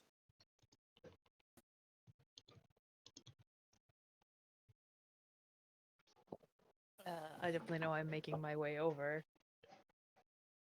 Yeah, me too. Same. Oh, that will say it looks like fish people, no? I mean, He's look at this mess. He says, "Blimey," he says, maybe that idiot was onto something. Poor fella, left him back at the hospital. Well, I mean, we technically it was in that story I asked from the the barkeep? No. And he sort of shakes his head, and he says, "Well," he says, "certainly going to be something to tell the lads back at the pub." In all honesty, I don't think they would believe that. He still shakes his head. He says, "Well," he says, "they took out 2 good men here, so they answered for that at least." Mm-hmm. Okay, everybody, give me a listen check.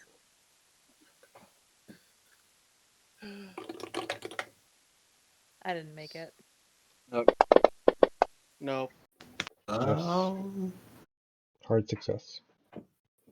Okay, if you made the listen check, Either extreme or hard. I don't. I'd have to do the math. okay, if you made the listen check, you can actually hear the jangling of those darn cans back on the wire fence. Definitely not behind you though, not where the deep ones were coming from.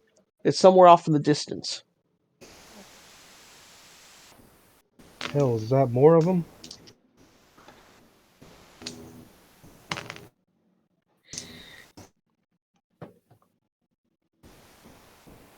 Let's we go check. Grab my rifle. I'll pick up one of the spare rifles and return the sten to the sergeant. Yep. Ooh, thanks very much for it, Sergeant Briggs. Yep. He says sounds like it's coming from the west. And head to the west. Okay. Indeed. Anybody not going to the west? And Is how it are you raining? guys getting there?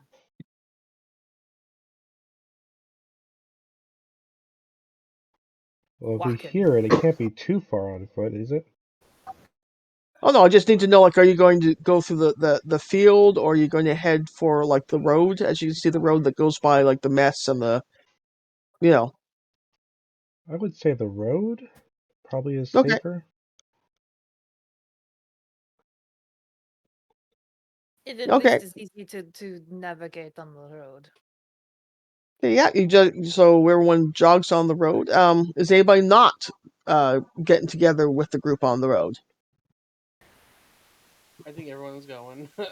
Okay, Yeah. you do notice that poor old Archie is bleeding quite a bit from a wound there on his side. You see sort of the blood coming through the uniform a little bit. Oh, I can do some first aid if you'd like.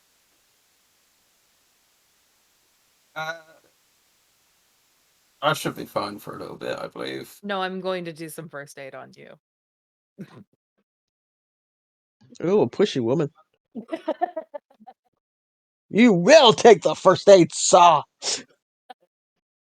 I think the only way that you're getting first aid off is like when we get there, he's keeping the rifle trained on wherever the noise came from, and if you have a look at his side while he's doing that, I guess you can. Sure. Fucking hell. I'm not rolling well right now. All I have accomplished is just poking at it. Does this hurt when I do that? You tried to first aid him while he was walking. It did not work out. Does it hurt when I poke it? Oh yeah. Okay. Trying. So as you're sort of like going at sort of a military jog, sort of along the road, you sort of see in the distance, some figures sort of moving through the field towards the pit, where gun number 1 is in the pit.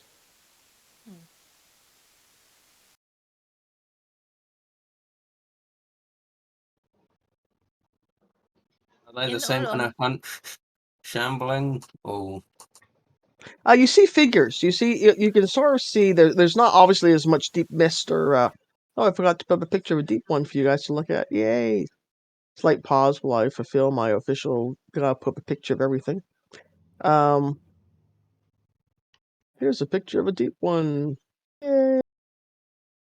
Oh, that's gonna take forever. My apologies. Yeah. Never mind. You guys know what it is. So yeah, you can sort of see figures out there. They certainly don't appear to be deep ones at this range. They look definitely to be more humanoid.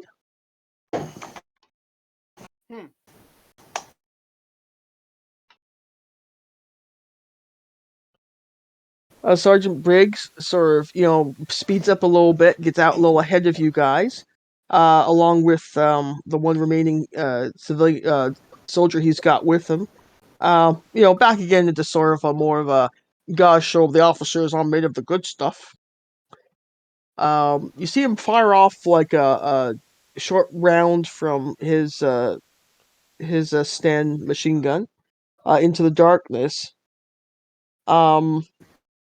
Before you basically see a few well-placed bullets are drill into his body and into the other soldiers, and they drop. Oh, Well, since we're on the road now, is there anything to hide behind, like cargo or not cargo, but like crates or anything? Yes, there are plenty of things to hide behind. Take The cover. construction materials here, there, and everywhere. So, yeah. Taking cover. taking cover.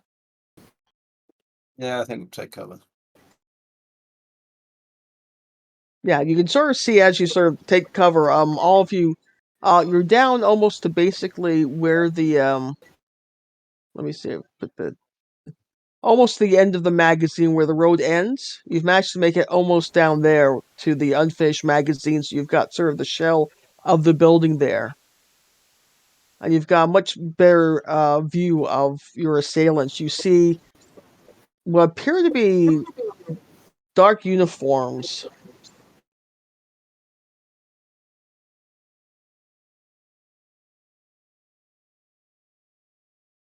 Dark uniform. Does any of us recognize the uniforms?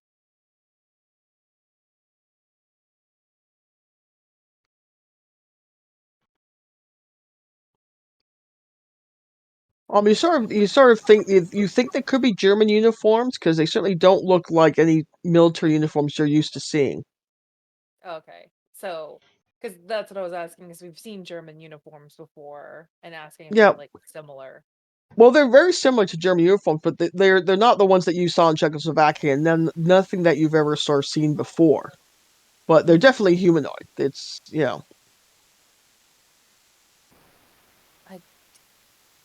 She'll whisper to whoever's on her side of the crates. I don't think they are. They. They're definitely not British. They probably are. mm, I have no idea. They look kind of like the German uniforms we see in Czech, but not quite. I don't care who they are. They're assholes. We gotta get rid of them. Well, the difference between them and what we just faced is they have guns. Do we? Hmm. Shall we play psychological games with them lads? What do you have in mind? Just to fuck with them, sure, I'm gonna scream out. Beware of the booby traps. You're yelling that in German, right? Yep. Okay. Um, Give me a psychology roll. This'll be interesting. Can he do it? I can do it by one. That is amazing. So I got a regular success with a 15. Okay. My You hear psychology is some. crap. Yeah, you hear people talking in German back and forth. Um, from where you are, you can sort of guess that some of them have made it to the pillar. And they're sort of you're hearing people shout back and forth. What? What do you say? He's just lying. Are you sure? Like just a little hesitation in their voices, but you're put a little seed of doubt into them. You also manage to sort of see this gentleman sort of standing nearby, possibly dictating what's going on. Ooh. Oh, Really? Oh my god, Nazis. I know, right? A Nazi. Who would have thunk? Yeah. And he's like, he's sort of overrides, starts yelling at them, he's like, he says, get the photographs, then set the explosives in German, which everybody's, Valentine and Reggie understand what he's shouting in German.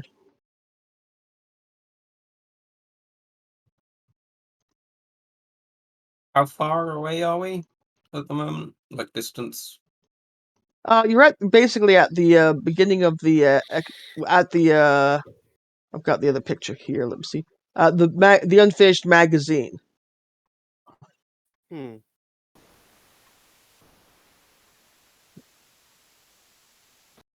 Do we have a good spot we can possibly take got some cover on them?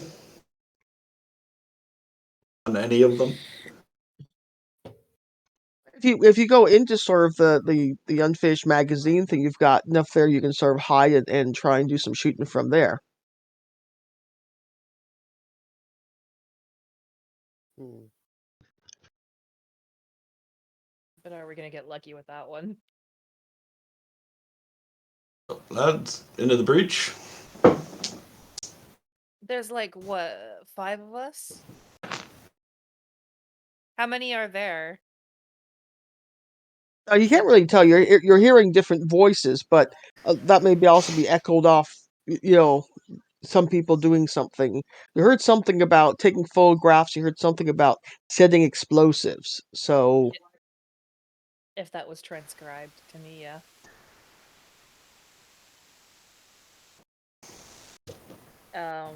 She's going to say, I mean, in all honesty, didn't we say that we were going to destroy the tower regardless?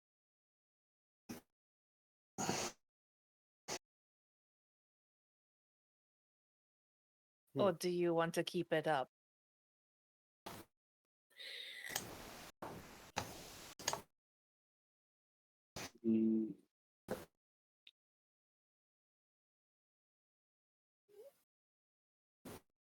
Well, it's quite obvious that the Jerry's fear us having control of it. That or something on it that they don't want us to have.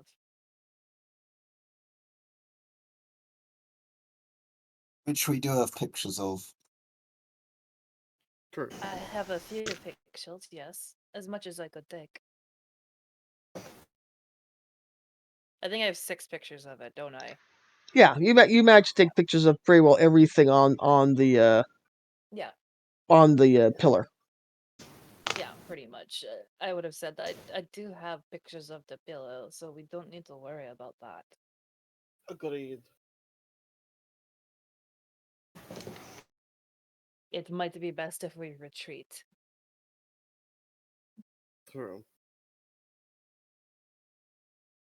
Let a much bigger force take care of this. We should at least retreat to the M. Yes. I mean, if we're at the magazine, we can go up the road to the command and hop on the radio. That might be our better bet. To just bring people down here, like a bigger force down here. Because I do not think we can take on whatever's here.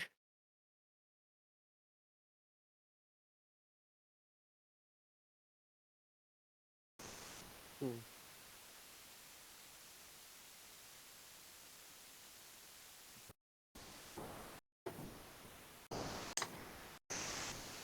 I think that's the Your decision, sir. I think Yeah, the let's. decision is to leave. I think we should, unless anyone objects, probably it would be a good idea to move up to command and hop on the radio at the very least, because we're facing an unknown enemy a somewhat known enemy of unknown skill and quantity, really. If they know what they're doing, the commands will be guarded, or they I have will. already disabled the radio. I will tell you as a freebie that the soldier that drowned with no water nearby is an effect of one of these creatures. Ugh, and they are going to know. Like, mm, I wonder if they're working in tandem with them. Probably. Mm. That does not sound fun at all. No.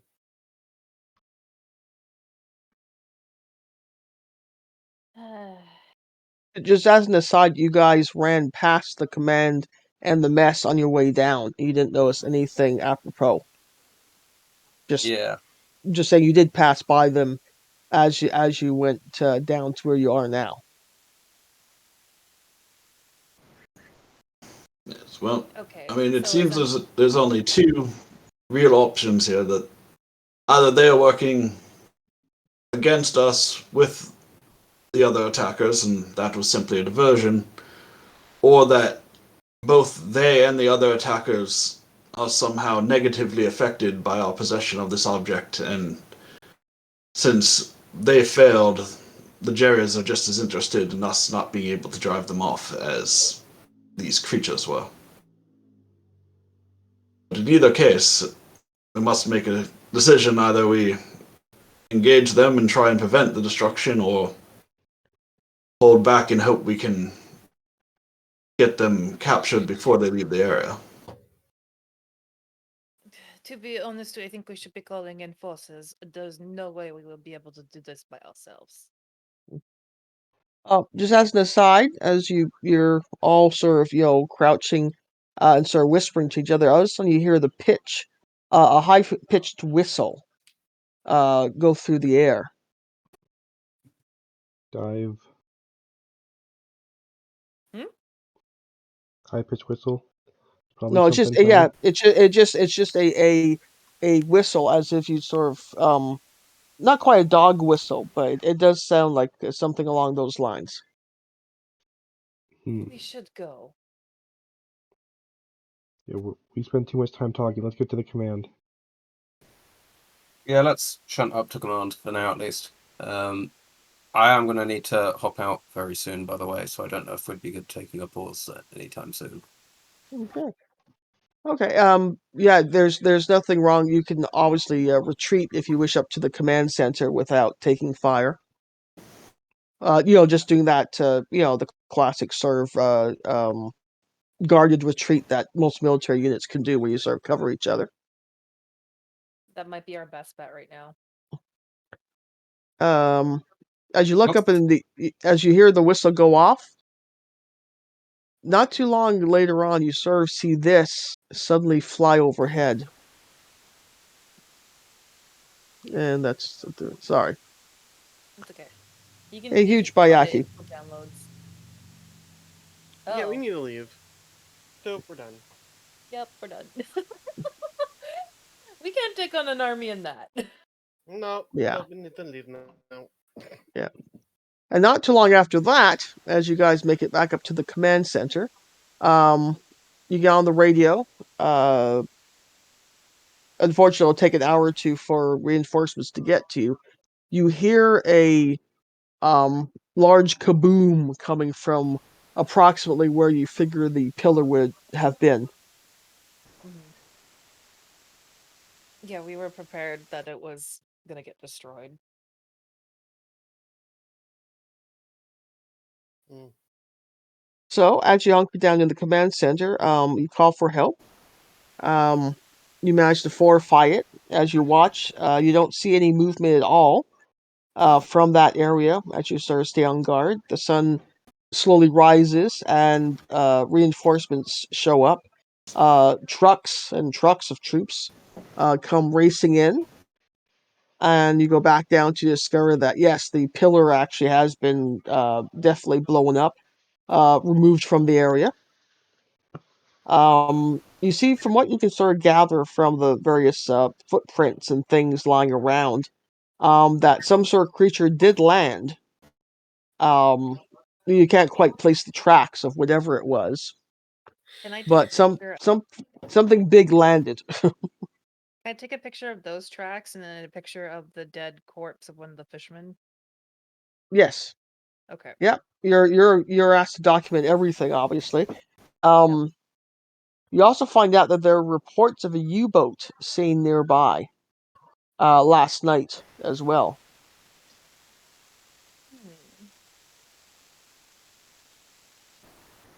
Interesting.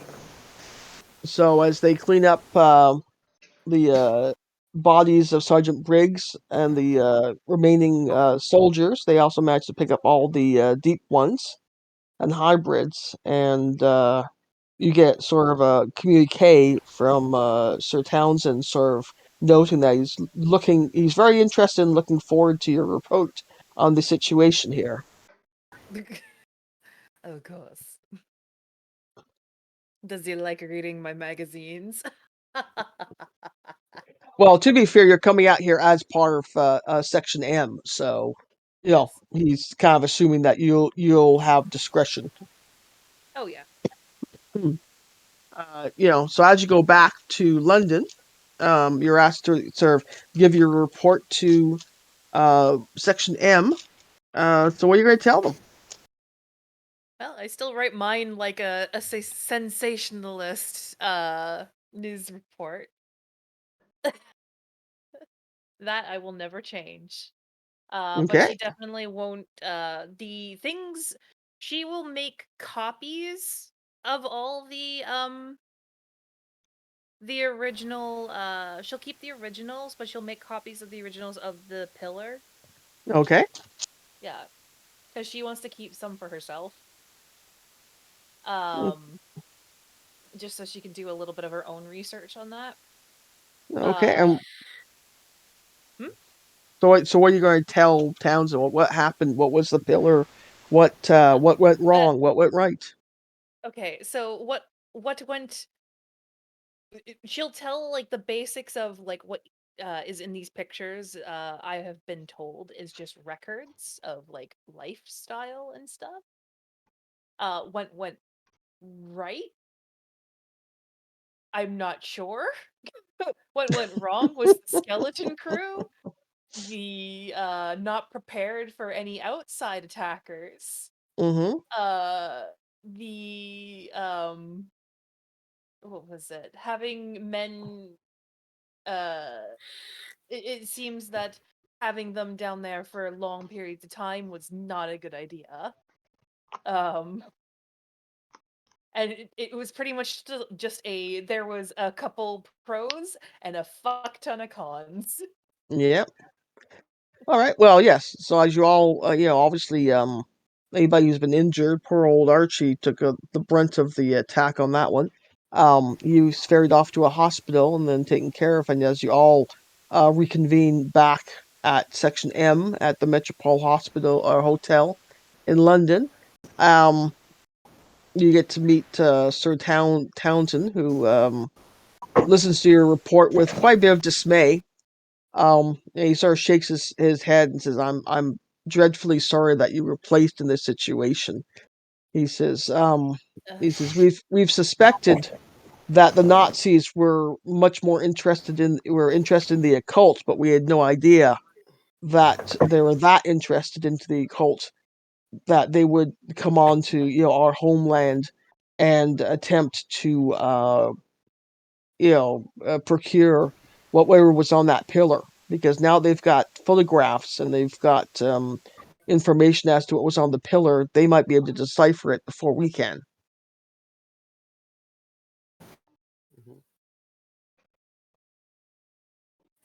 Hey. Valentine's just like, yeah. Sure. And he says, there are also sightings of a strange winged creature. Um, we suspect that this group of Nazis, as we also deducted from the notes that you brought back from Czechoslovakia, this group is certainly very eager to get their hands on any and all occult knowledge and to use it to their benefit to win the war. Hmm. So he's grateful for he's grateful for your photographs of the pillar. He'll hand them off to Section 10 scientists who will see if they can decipher it with Otto's help, perhaps, and see if they can possibly see what you guys might be facing in the future. If these, members of the occult society are able to throw spells and, command flying beasts, then it's definitely going to be a whole new war front. It is, and it's gonna look ugly. Oh, So, anyway, unless anybody has anything to offer to Sir Alec, he'll thank you again for your service and notes that you probably will be called back into action relatively soon because it's a war going on out there. And this expeditionary force thing is romping around in Europe right now. So, Mm-hmm. if anybody knows their history knows how that's going to go. Indeed. So, anyway, does anybody want to schedule for December? Or you guys want to take December off for holidays? I'll leave it up to you.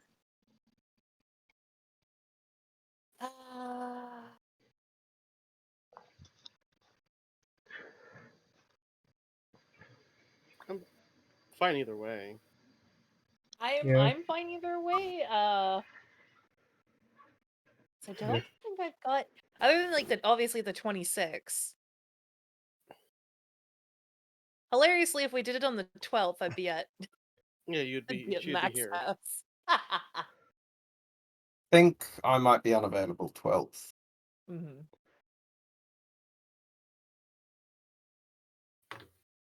That being said, if everyone else is around on the 12th, I don't mind sitting one out.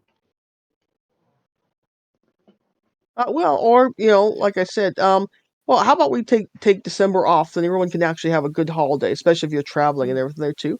And we'll pick it up in January, shall we? Okay. Does that work for everybody? Just okay. Yeah. Anybody got a date on January, or do you want to try and do this on IM then? Okay, gotcha.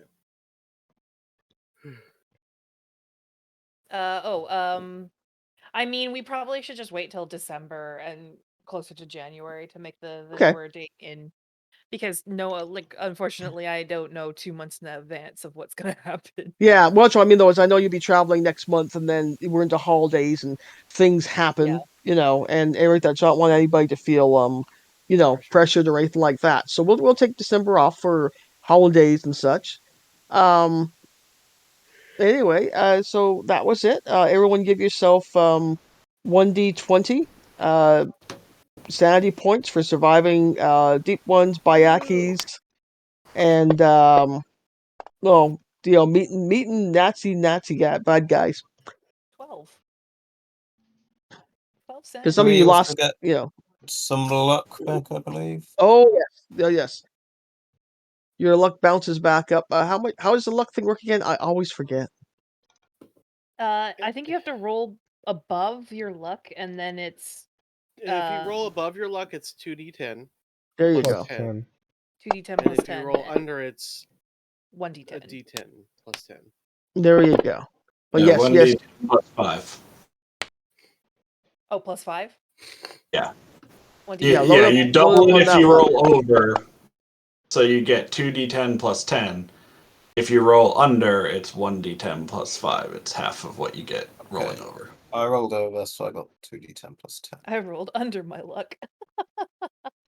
I wish I could do that during game. I spent about 20 luck this session and just got 20 luck.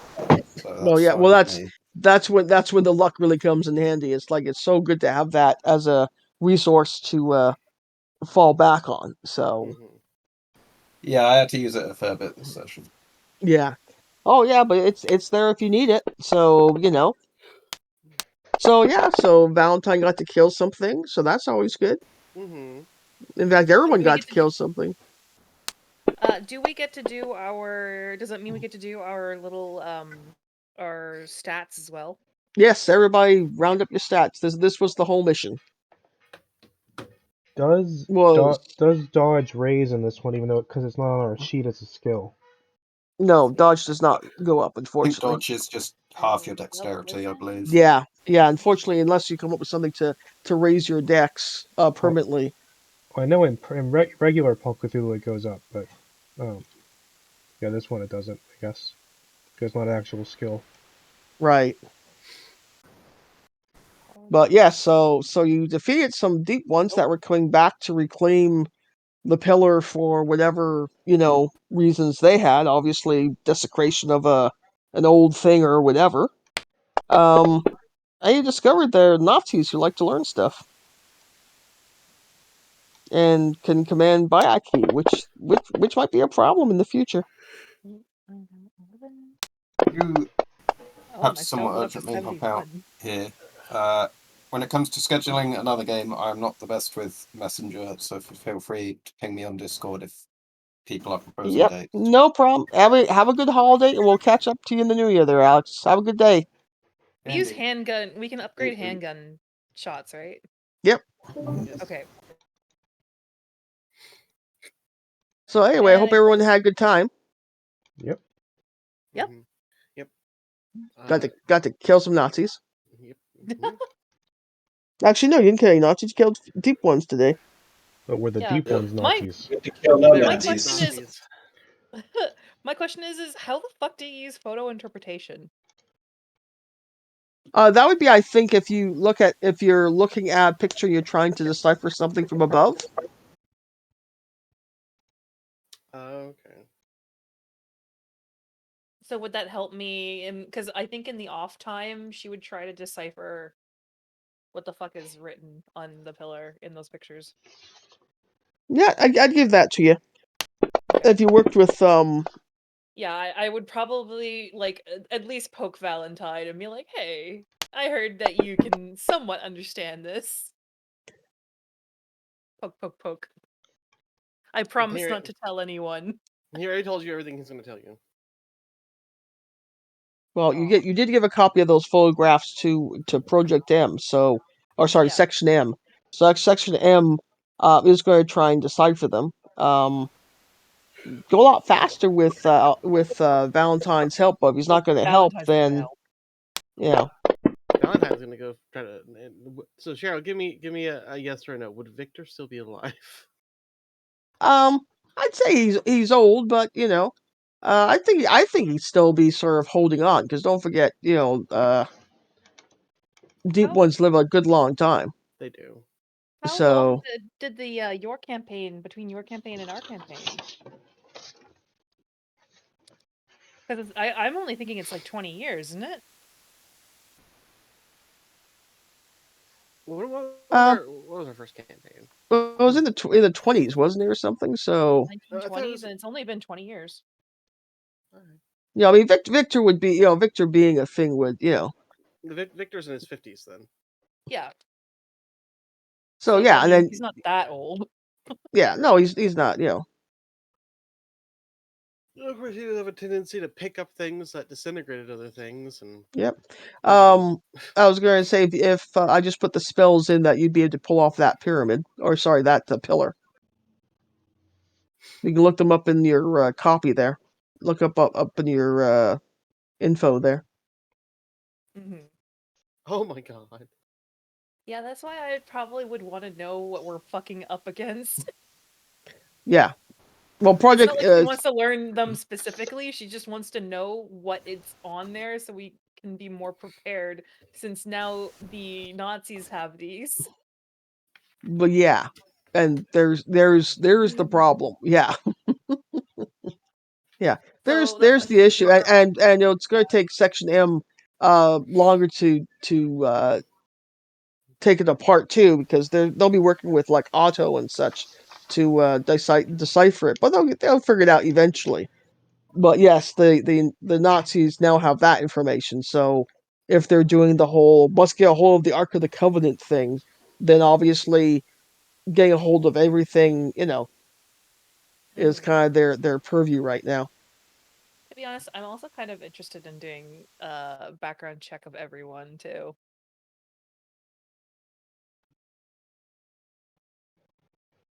Of like, all the guys records. here? Yeah, all the guys in the group. Because she's like, I've been traveling with these guys, but I know shit all about all of them. And no one's really forthcoming with information. Yeah, well, you can certainly ask. You know, the military guys. I mean, their service records won't be that hard to discover. But I think No. Valentine's probably gonna be pretty ghost-like. Oh, probably, yeah.